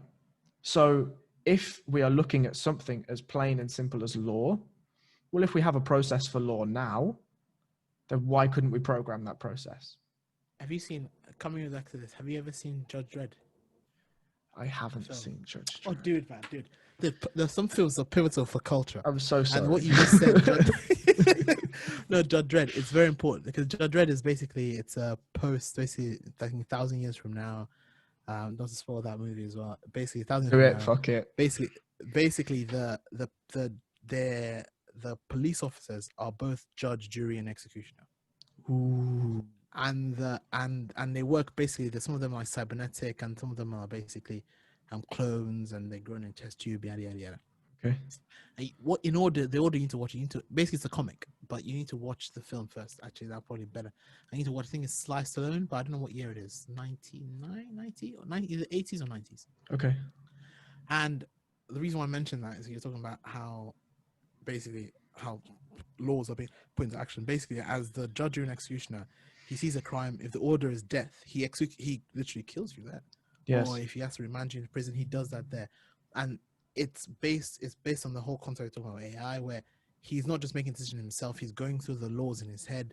Yes. He's like a cyber robot human person, and he's making that thing at the same time. And in all fairness, there's no reason why that can't be reality. And then talk about RoboCop and stuff like that. But just linking to what you're saying, I just thought I interrupted this. That is Judge Dredd in essence. And a lot of people will kick back on this idea, but in my field, the idea of automation is huge, right?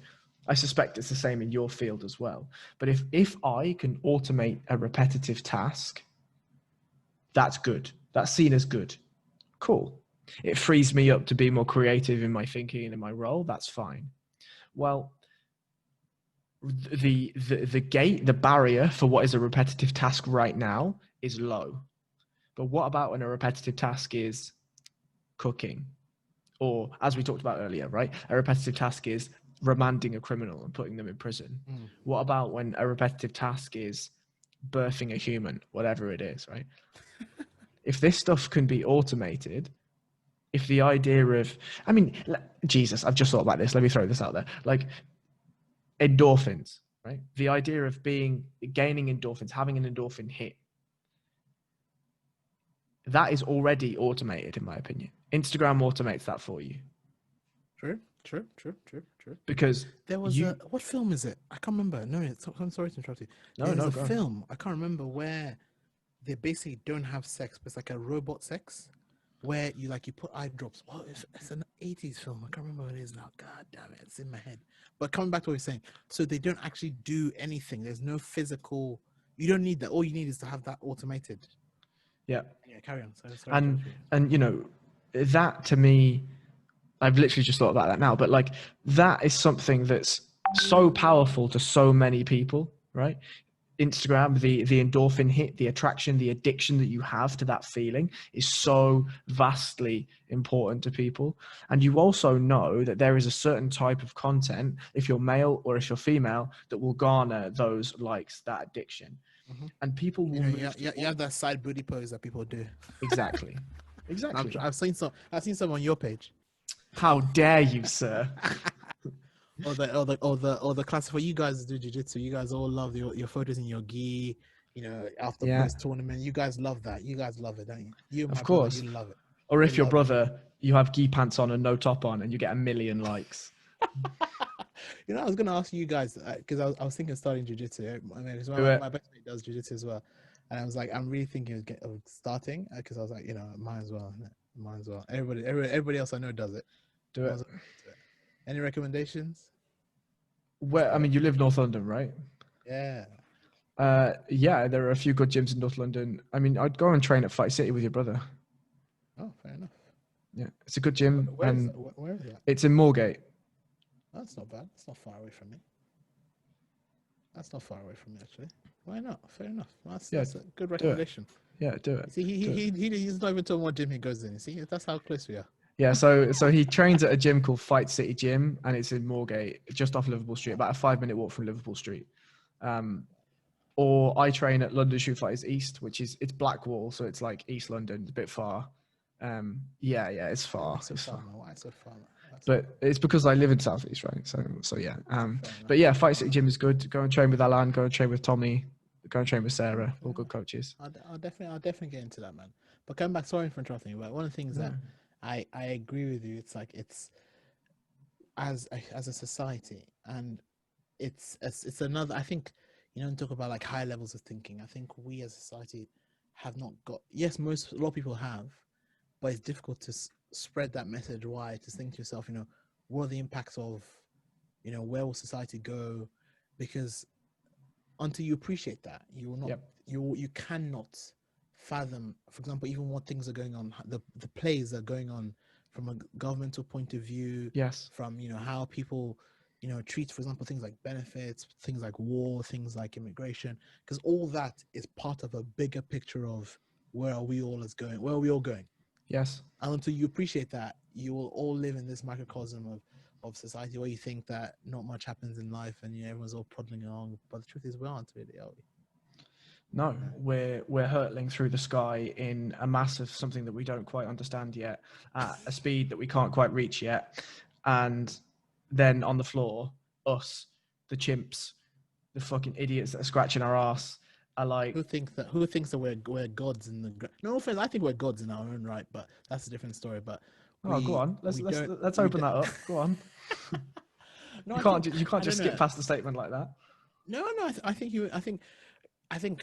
this is me coming, as you know, me and my brother are raised very religious, and I'd argue that I think I am, but I'm not. I don't know if I'm not a perfect, Christian or whatever. There's no such thing. But I'm not one of those people that will. I don't think my shit does not stink. In that, I know my shit stinks. But I'm one of those people who appreciates how he is a Christian, and the reason why I'm a Christian is because one of your ancestors, if I can put it that way, came to my ancestors' land and goes, you know what? Well, actually, one of yours.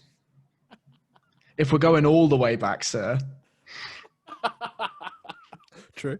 It goes full circle, isn't it? And goes to my ancestors' land and goes, you know what? I think you need to be Christian. I think that's going to be good for you. And no, but we forget in what my traditional religion, one of the statements it makes, and I think that goes in Buddhism and other religions, even Christianity actually, is that the inherent nature of what is your soul, or what this is not off topic. This is not completely left field. No, go. We're talking metaphysical thinking now. This is now all all some of my favorite topics. And inherently, we as a people, we are gods in that the whole search for what is God and what is spirituality is just searching for that higher level that already exists in us. That is that physiology, not just physiology, but the ability for us, like you said, we are meat bags. We are walking meat bags who have loads of firing millions and billions of neurons in our brain, who gives the consciousness that we are today.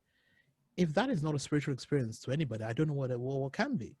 If you cannot appreciate that, for what makes you, was created at one point in the belly of a star that exploded and then Yes. came into you being who you are today. And that's full nature of that. And then you are trying to understand your own thing. So it's like it's the true loop of introspection where you're using your brain to understand your brain, understand who you are. If that is not a religious experience for anybody, I don't know what can be. And you're then talking about our nature for seeking that higher level, seeking that God in the sky, that purpose that is beyond all purpose. But my theory is that, or not a theory, or it's my belief, I'd argue, is that we are that God we seek. We are, because for us to achieve what we've achieved as a human race already is, yes, we talked about where the human race will go, but we underestimate how we've come, where we've come from, as meatbags that we are. And that in its own right is spiritual. That in its own right is godlike status. For you to be able to control, we can control that. We can make it rain. We can basically, if we want, like we talked about wiping out nature, that too. You know, invite me to your wedding. I promise you, I won't. But you know, we can change the weather. We can cause earthquakes. You know, we can plot. You know, bloody dude, we can put a fucking rover on an asteroid moving at God knows. We can. These are things we can do as a society. And if that is not godlike, I don't know what is. And in essence, what I'm trying to say is, even though no one knows what they're talking about at the end of the day, all these things, I think a lot of people who are absolute talking about, I'm not an absolutist. I will never be one of those people that tells people this is it and that is final, because that is not who I am. I think I'm a relativist at heart, and I will always be. I'm not a nihilist. But in understanding my experience of what that high level and that religion, or that push for that high level thing that a lot of people seek, and that journey towards God, I think it's that journey to our inner self and that higher self. But yeah, that is my closing line. So I think that's really beautiful. I think that's really beautiful for a number of reasons. And I do have a question, and I'll get to that question at the end. But no, please. But I think that you're right that it's very likely that the paradox of searching for God is merely finding it where it began. And that's where the question began, which is in our own heads. It's very likely that paradox begins in the same place. And I think that the way you look at that is full of things that are really important, like self-empowerment and self-belief and self-love and all of these things that are really important to be a functioning human, and a human that can go on and tackle these vast issues that we've already talked about, right? The question I have, though, is the examples you gave of why we are gods are that we have put a rover on an asteroid that's moving at, like, you know, just under the speed of light or whatever it is. You know, we can cause earthquakes. Not just that, we can, dude. You know these guys in the labs, dude. You can edit genes to like the single base unit. People don't understand that. For you to be able to do that, just now. Oh, that is to a level. If people don't, it just blows my mind every time. Yeah, but like, do you think then, or does your belief then state that we are gods as individuals, or we are gods as a community? Because it's not one person that has edited a gene. It's not one person that's put a rover on an asteroid. It's not one person that's determined how to, you know, create an earthquake. This is a progression of people. So do you think that we are gods individually, or do you think that we are gods collectively? I think we're gods collectively. I think that's a good answer. So this then comes to, I'll then talk about my own traditional religion, where please. So in Igbo traditional religion, you believe there are different kinds of gods. You have a god of the land, so god of different earthly powers, god of the land, god of thunder, god of the sun. Then you have a big god. That god is called Chukwu. And then you have the god that creates, that's Chineke. And every human being has their own chi. So it's called chi, but it's similar to what will be in Buddhism, your own chi. And that chi is your own god. That god is the god that's part of the big godhood, but is individual to you. So in my belief system in that regard, I would argue that we all, as our own individuals, have that higher level of of transcendence which we can arrive to, be it by meditation or wherever, prayer, whatever. Like I said, whatever religion you are, you baby, you do you, baby. You know what I mean? I think as a whole, we're all going towards the same journey. And in that journey, you are trying to improve your own God. At the same time, your God is part of the godhood that is humanity. And where for me, this is what irks me a bit when you talk about people who have division based on religion, because a lot of people dehumanize people in religion, in that a lot of people just see the religion as their religion is ad infinitum and nothing else adds to that. So my religion is the best, everybody else is all bullshit, talking bullshit. Whereas we're all as a human race trying to work towards this thing together, whether or not you're going through it through this way or this way, this way. And truth is, obviously, as human beings, we can disagree. There's nothing wrong with disagreeing. You can say, you know what, mate, that's bullshit, I don't believe that. At the same time, because somebody believes this way, this one way of achieving godhood, does not mean that if they believe that, I should therefore shit on that. Yes, I might disagree, but I don't have to shit on that. But we can still go on that same journey together. So, despite you believing that, you got to pray to this certain God because that's what does it, that works for you, fine. And I have to do this. But when we then come as a society to then, for example, I'll use example of me working in hospital to save a patient's life. That is godhood. That is godhood, because you're working as human race to better human race. That is, if that makes sense. I'm talking. I think I'm rambling a bit, but No, not at all. I'm with you 100%. In that regard, you are both going through different journeys to improve yourselves, at the same time working together to improve humanity, and that in its own right is improving the godhood, or the godhood that is the human race. I love that. I really love that. I think that's beautiful. I mean, I think so. There is some. I've actually said this on the podcast before, but I'll say it again and see what your opinion is. I think religion is a dictionary, and I think that maths and science and all of these things are also economics. They're all dictionaries, because you've just said, and I'm with you wholeheartedly. I don't necessarily attune myself to any religion necessarily.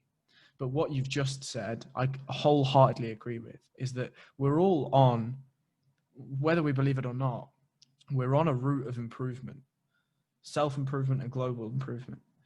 If you look at what we were 150 years ago to what we are now, it's not even the same thing. And that's come via global and self-improvement, right? As you say, whether you determine yourself to be Islamic, whether you just determine yourself to be Christian, whether you determine yourself to be of your traditional religion, regardless, there is something that is spiritually pushing us, whether as you say, and I really like what you said about how you're improving the overall godhood by improving your own God, right?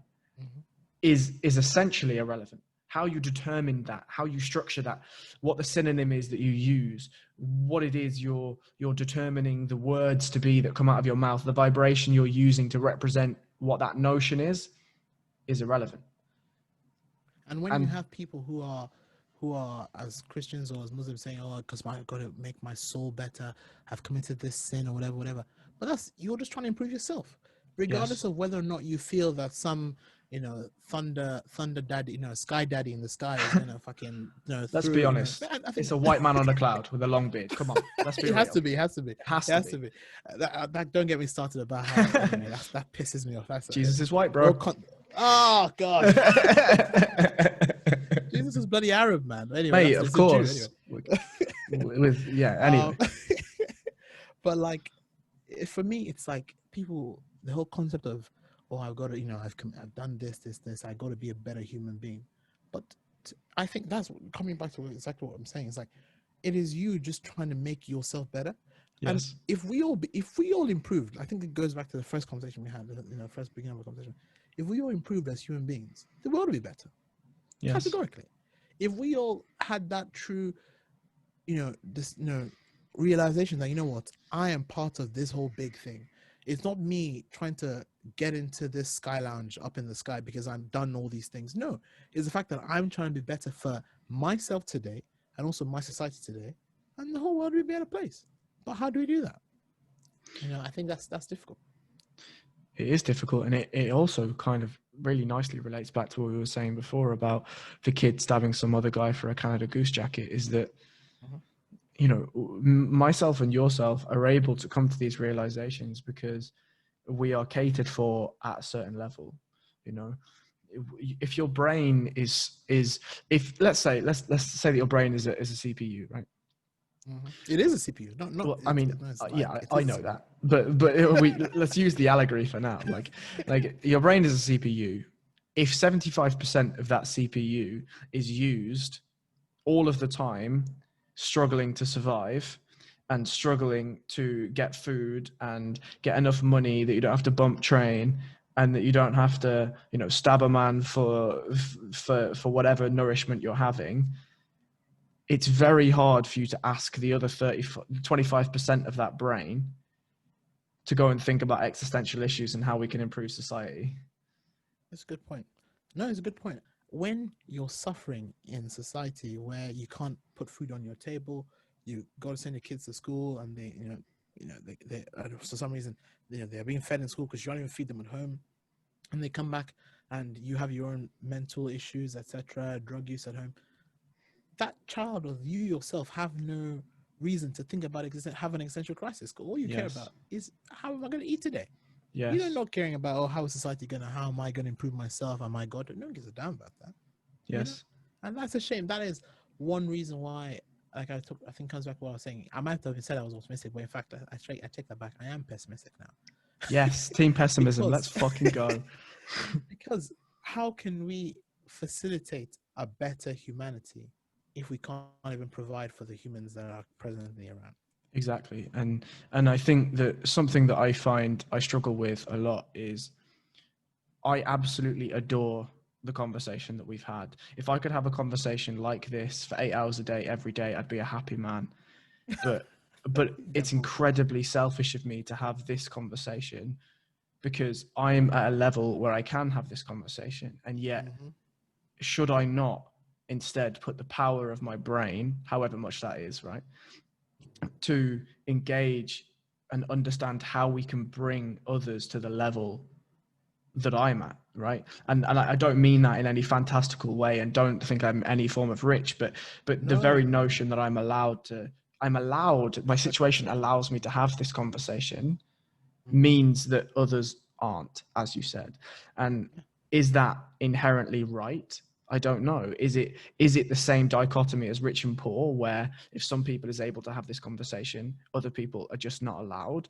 Or is it that, you know, the way that our society is built doesn't facilitate for this level of I don't know if you remember. I don't remember. There was a. I remember growing up. There was this ad once about how the next great Einstein could be a kid dying in Africa of hunger. It could well be, yes. because I think it comes back to what we're talking about. It is, in essence, we have the privilege. I think, and that's something I'll never It's a hot lose word. sight of. To No, the truth is, we have privilege. We We do. have the privilege of being able to talk about these things, because the truth is, in essence, is that we're talking about evolution. I think this is part of the reason this kind of conversation is part of the conversation that's necessary for the next stage of human evolution, as we discussed. Yes. Obviously, we have our own physical evolutions as people are getting taller, yada yada yada. That will happen. But in terms of that mental evolution that's needed, this conversation is needed. But we have the privilege of being able to have it because we are afforded other rights already. That Yes. this conversation can happen freely without any thoughts behind it. Mhm. I agree. And just as a small caveat, if we're talking about physical evolution, could we all look like your brother, please? If that's a thing. Do you know what's funny is that I think that I have better genetics than he does, but I I'm don't not look like him. surprised. No, I don't. No, truth is, I don't. Jesus. I'm a big fat slob at the moment. I was at one point the swole dog, which is why my name is swole dog. But I let myself go. But that's life. That is life. It is. I wanted to ask you about that. He's gained weight though. Have you seen my brother recently? I have seen your brother recently, and he still looks phenomenal in my Oh eyes. nah, bro. He looked better. He looked better at one When he point. went to Oh, you know Europeans, what? he looked amazing. What's funny is that our dad. How old is our dad? 65, and our dad still has like massive biceps. Shredded. Yeah. And no, he's not shredded. But my dad doesn't. He doesn't do any weights. He just does normal gardening stuff. But my dad is. So would argue that we have good genetics from that point of view. I think Yeah. that is. Yeah. And All you have to do is yeah. look at a weight and you get a big. I tell you, that would be a dream. Be a Are dream. you in love with him? Are you in love with him? I can set you up if you want. A little bit. Yeah, a little bit. I won't lie, a little bit. Like, he comes into the gym, yeah, I fucking hate him. He comes into the gym, he's like, oh, I've eaten 6,500 calories a day for the past week. And he takes his shirt off and he's like, still got 8 abs and, you know, biceps that look like a wash machine. Like, it's ridiculous. It's ridiculous. I fucking hate it. Don't worry, we'll clone him. Don't worry, we'll clone him. I tell you, like, if there is a way for humans to clone others, like, we need Mike and yours and your father's genetics. We need it. It's important. Don't worry. I've told myself that, you know, I've set certain goals. That's what I was saying. I'm trying to go start doing jiu-jitsu because I'm getting that balance. Coming back to balance, all about that. Yes. I'm getting that balance in my life where I'm not stressing with work as much as I used to. I have more. Yeah. How do you do that? It's difficult. I'll be honest with you. First time when I started as a doctor 6 years ago, it was difficult. It was no, actually, that's a lie. The first 4 months of being a doctor was amazing because I did a psychiatry job where it's basically an office job in eating disorders. And I'll be honest, I enjoyed it because I was going to the gym twice a day. That is why I was going to the gym twice a day. I was doing my best. So I was bloody massive. I was probably the same weight I am now, but I was dense. Like I had 17-inch arms, I think, at the time. Jesus Christ. 36. No, but this is when I was good. I was good. Like the thing is, I'm still good looking. My weight has never stopped me from feeling confident in my body. Like I know I'm all right. Yeah. But that was when there was no real need for balance because it was just work wasn't busy. And then I started a hospital job, and that was probably the beginning of the end because it's quite difficult at the time for me because I was the kind of person that I take my work seriously. I think it's of course important when you're dealing. I'm the kind of person that I triple check what I do. I got to make sure that things are done right, and to the point where it's a bit not useful, but you have to reflect that at the time you need that to grow and be better at work. And I did that hospital job for I think 8 months, and that went well, I think. And then another year where I was commuting loads, but I didn't have that balance because I was commuting about an hour a day to work. But what I should have done, which is what my colleague did, was, and which I will do because I'm going to start commuting from October, is, you know, if you're not commuting somewhere, there's no point commuting to work and back and then going to the gym. It just makes no sense. So I should have had that point of sense in my brain that if I'm commuting somewhere, I should go to a gym next to work. Yes. Straight from work, you go to the gym, then come back because it's more logical that way. Yes. And things like that. So that's one thing. And also reflecting that as I've progressed and become more senior, you then go in that level of thinking that I don't have to think about things as much as I used to. So I'm more on autopilot. Mm-hmm. Yes, I'm learning a new skill in that I don't have to. The new skill I have to engage a bit more, but the simple stuff that would take in more of my time previously, I don't take as much time as much anymore. So that time and that effort is a bit more improved. And also COVID, because with COVID, work is a bit lightened, but it's getting a bit busy at the moment. But with COVID, things got a bit easier. So that balance is coming, but it'll take some time, I think. And so for the people that have no idea, what do you do? What is it you do? So I am a trauma and orthopedic doctor. I'm a trauma and orthopedic registrar in that I am what the Americans would call a resident. I am basically training to be a specialist in people who have broken bones, in things like joint replacements, things like that. Beautiful.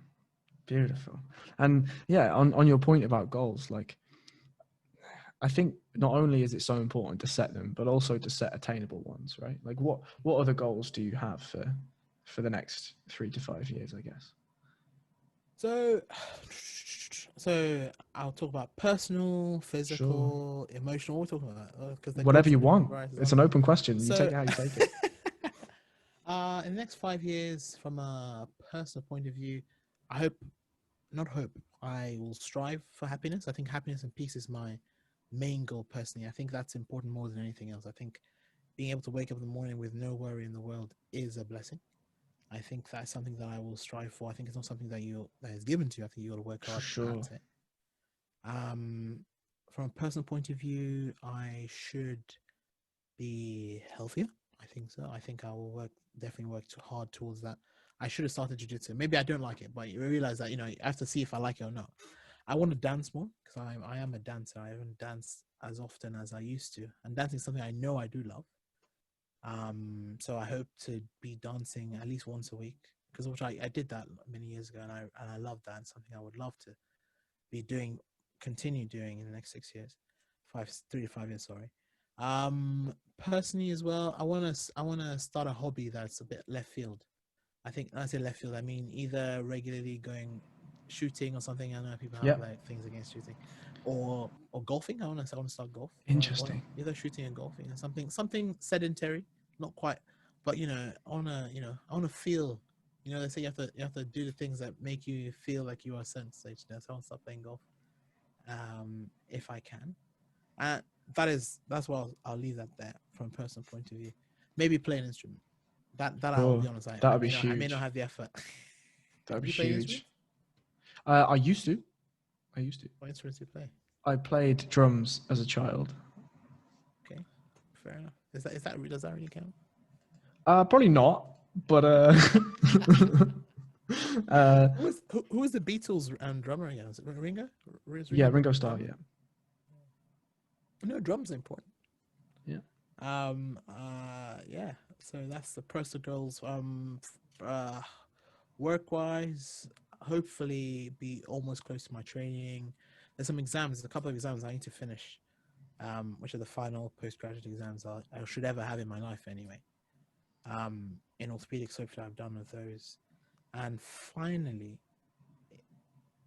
this is something that I'm going to preface, is that if I don't do those exams, it's because I've decided that this career may not be for me. And I'm one of those people that I'm accepting that if I'm not happy, I will change. Even though I know this is what I want to do now, it may get to a point where I feel that it's not what I want to do again, and I'm very happy to change it, whether or not it is still in medicine or outside of medicine. So I hope professionally that I'm at a stage where I am comfortable doing what I am doing at that time. So I'm one of those people who's open to having that change if required. That's huge. That's big dick energy. That is like BD. It really is. Like, it really is. Like, I think that's something that a lot of people are extremely fearful of, that last one, right?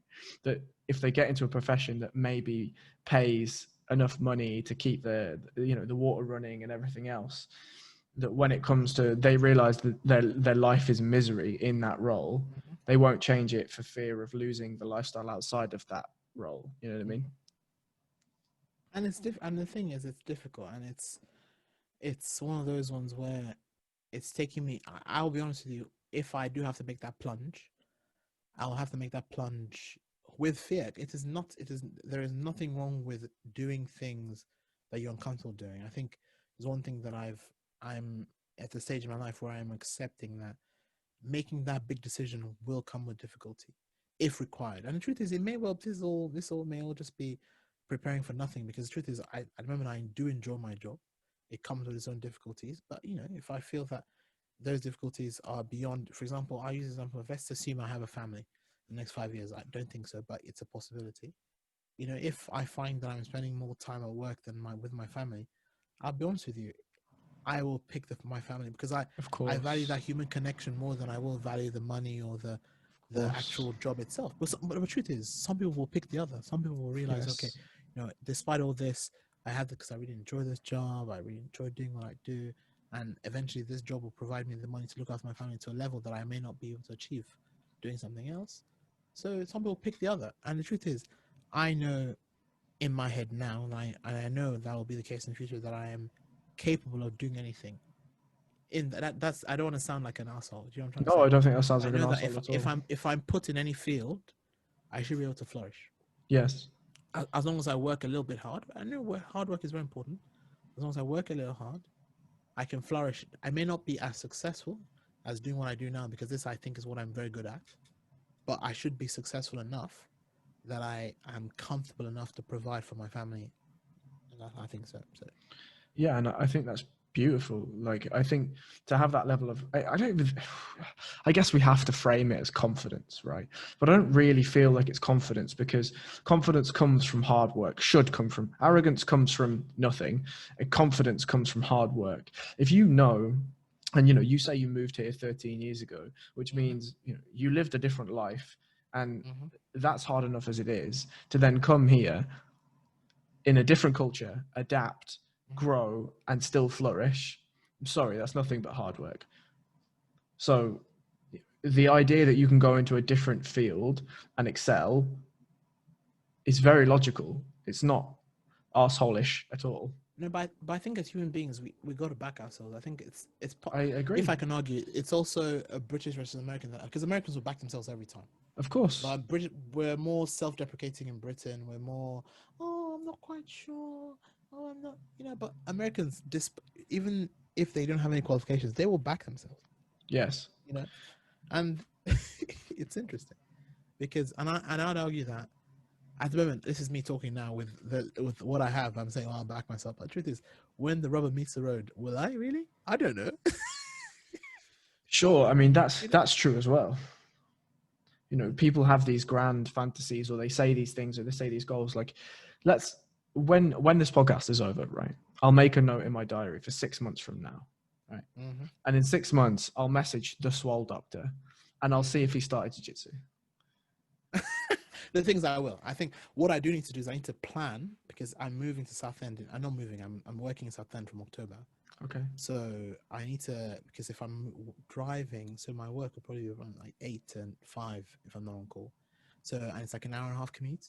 So if I finish at 5 and I'm commuting back at 6:30, the thing is, what time the classes start? They don't start at 6:30, do they? Some do. Yeah, some do. I mean, you can get some later training. Or like weekend training maybe. Yeah, for sure. There's there's plenty of weekend sessions. Absolutely. And that's the only answer. But the truth is, I'm gonna give it a go, because I need to also work my brother, because he thinks that he's a big shit. So I need to give him a bit of his medicine. How does that dynamic work? Having a genetic freak like Mike and a genetic freak like you, how does that work? I would argue I'm not genetic. I'm not using my genetic potential yet. But I would argue that doesn't matter. That doesn't mean you're not a genetic freak, right? If you've got it inside you, whether you use it or not, it's still there. No, good point. I don't know. I think I was telling people that we didn't get on much when we were younger. I don't know if he told you. No, we did. No. But you know how brothers do. We fight. You fight loads, don't you? Sure. Jesus, know, that's probably what causes earthquakes. That's fucking what causes earthquakes. You and your brother fighting. That's what fucking people. We talk about godhood, and we talk about these amazing scientists. Nah, just you and Mike fighting. That's earthquakes. But I'm really glad that he got into jiu-jitsu, to be honest with you, because I think when he went to university, it was a bit touch and go. Right. No, I mean that in a serious way. In that he's grown as a man, and I'm really impressed and proud of the man he is today. For sure. And I'd argue that jiu-jitsu has played a role in him developing that discipline and developing that appreciation of hard work. The thing is, out of the three of us, because if others know, he's the last out of the three of us. We have a sister in the middle. And I'd argue that my sister is more intelligent than I am. And I'd argue that my brother is probably the most intelligent out of all of us. That is he would disagree. Actually, no, but I'd argue that he's the least working out of all of us. Does that make any sense? Sure. So he does not put as much effort in to use his natural talent. So even though book smart or whatever, I'd argue that if he worked as hard as even I did, I think I never worked as hard as I really should have. But if he did half of what I did, he's one of those people that is last minute saloon for exams kind of thing. That is who he is. And often that's who I am as well. But if he put a bit of effort in, I think that he would. But what I'm trying to say is that he's got a distinction in his masters. He got 2 on his degree.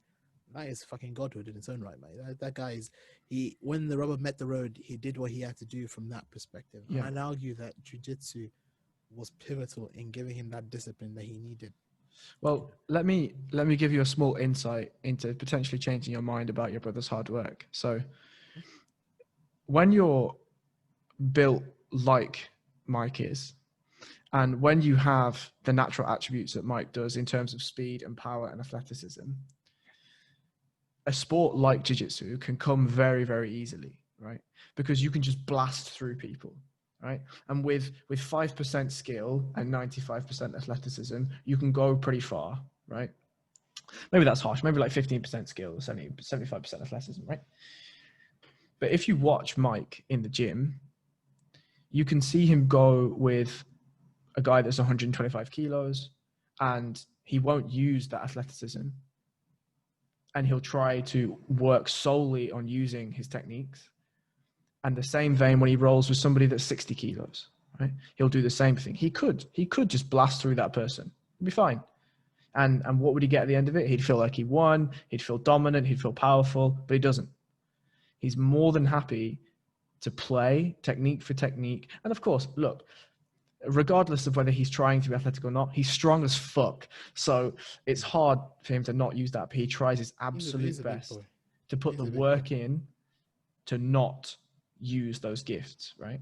And that's something that impresses me incredibly with him, is that he recognizes his natural talents and does his best to put the work in outside of them. But that's what I'm trying to say. That is what jiu-jitsu has changed in him. He wasn't like that when we were growing up.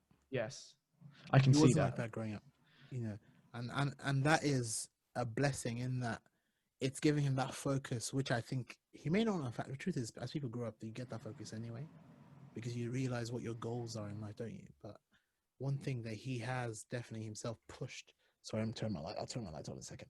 But like one thing he has pushed to achieving is, like you said, knowing that regardless of your advantage, you got to put the work in. Mm-hmm. You know, have you seen the film The Bronx Tale? I do. I use a lot of films for cultural reference. Mate, you and my partner would get on so well, right? But I am absolute trash when it comes to films. There's a film called Bronx Tale, and it's got Robert De Niro as the dad to the kid. And one thing he said, which resonates with me, I think it's a statement that everyone knows, basically, hard work beats talent when talent doesn't work out. Yes. And I think that's a lesson that I would argue my brother has learned. Yes. And has made him better with jiu-jitsu. Yes. You know, because it's not just him on the floor, on the mat, you know, fighting or whatever. It's just the application of even outside, being strict with your diet, practicing things like that. That's things that people teach you, but unless you're in the thick of things, you will not get. Yes. And I think as well, that's something that jiu-jitsu does do really, really well. And that is that even somebody as genetically gifted, oh my God, we've got a photo shoot going on. Look at that professional lighting. Jesus Christ. It's my desk lamp. I just flipped it. Like, even somebody as gifted as Mike can still be humbled by somebody way smaller than him that's just supremely more technical than he is, right? Regardless of whether he uses athleticism or not. And I think that's something that's really brilliant about jiu-jitsu. And that is, you know, I'll say the name, and if Mike listens to this, he'll know.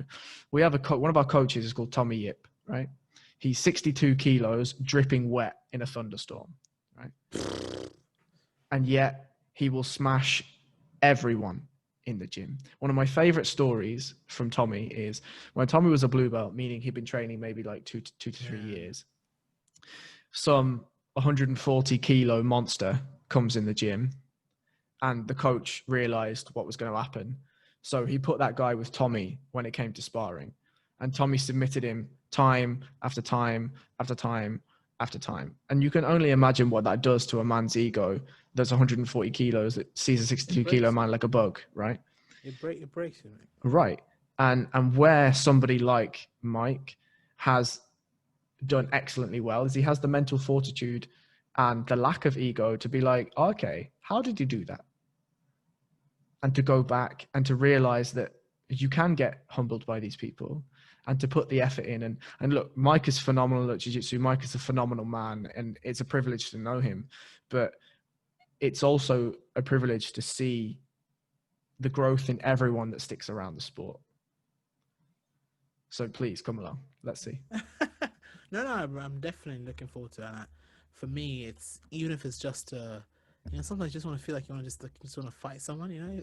Yeah. If that's the only, that aggression out. At least sure. If that's the only thing it gives me, and that outlet, that's something that I'm looking forward to. And like I said, the discipline it will bring. It's not that I'd argue that I'm not disciplined at present, but that extra fortitude it brings, I think, something I'm looking forward to actually. Good. And look, I mean, I am now very conscious that I've taken 2 hours and 20 of your time, right? So no, I'm easy. I'm on annual leave, man. I'm living my best life, man. What what I will say is before we close out, is there anything specific that you'd like to raise or bring up? No, I think we've had a wealth of a conversation. I think I we've think so. gone deep in fields, and thing is, this well is not, it's not one that dries. I've got, my ideas are beyond just even this. I'm a bit out 100%. there. Like I said, basically, how I want to preface for people to, if you want to know who I am or how I describe myself, is that I don't take life seriously, because I realize nothingness is the wrong word. The inherent futility in Yes. overthinking, the inherent futility in worrying, in planning. That does not mean you shouldn't plan, but also understanding that ultimately we should take it as it goes. Things will go your way, things won't go your way. Do the best you can, and what will be. Try to improve yourself if you can. If you can't, just live your life. It is what it is, baby. That's how I look at it. It is what it is mentality, I think, is key in peace, which I think I have, and I've had for the last 8 months. It's something that I've strived for a long time to achieve, but that stoicism that is required to be happy and peaceful in your life, it's something that a lot of people should strive to, because if we all had that mentality, mate, life would be good, man. People wouldn't, it's just, someone knocks you when you're walking down the street, you don't get out, it's just no road. Dude, life would be good. So I think we should all try to practice that. That'll be my only thing I'd want people to look into from our conversations. Just look at the general, look at life outside of your bubble, look at how things are important, but at the same time they're not, and just do the best you can. And I think that's probably the most beautiful way that we could end it. It's been phenomenal to speak to you. When I did the podcast with Mike, at the end of it, he was like, "Look, my brother is the most intelligent man I have ever met. You need to have him on." And Nah, he's gassing me, man. You know what they call gas? Of course. He's gassing. And in all fairness, though, I give him that. I would argue that I've met people more intelligent than I am. I know they say it takes a village to raise a child, and I am the product of the multiple people who've had in-depth conversations like yourself. Like today, I've learned so much, things I need to go read and improve in myself. And I think we as human beings, we espouse and give out what we've learned from others, and basically the conversation we've had is just like we've just been vibing off each other, and that's something that's very important. And I think a lot of people do need to have these topics and have a little bit of existential crisis ever so often. Think about it. I agree. But look, it's been phenomenal. Thank you so much for your pleasure, time. mate. It's been a pleasure, mate. It's been a pleasure. Hopefully have me back soon, mate. Maybe. Let's do it. Let's absolutely do it. Look, I as you say, there is absolutely a wealth of that well has been, I've taken a droplet out of the well of your mind in the last 2.5 hours. So next time, maybe we'll take another droplet and we'll see where we go. It's been a pleasure. Exactly, man. I really appreciate it. Thank you for having me on, and I wish you all the best. Man. Peace. Yes, brother. Thanks, man.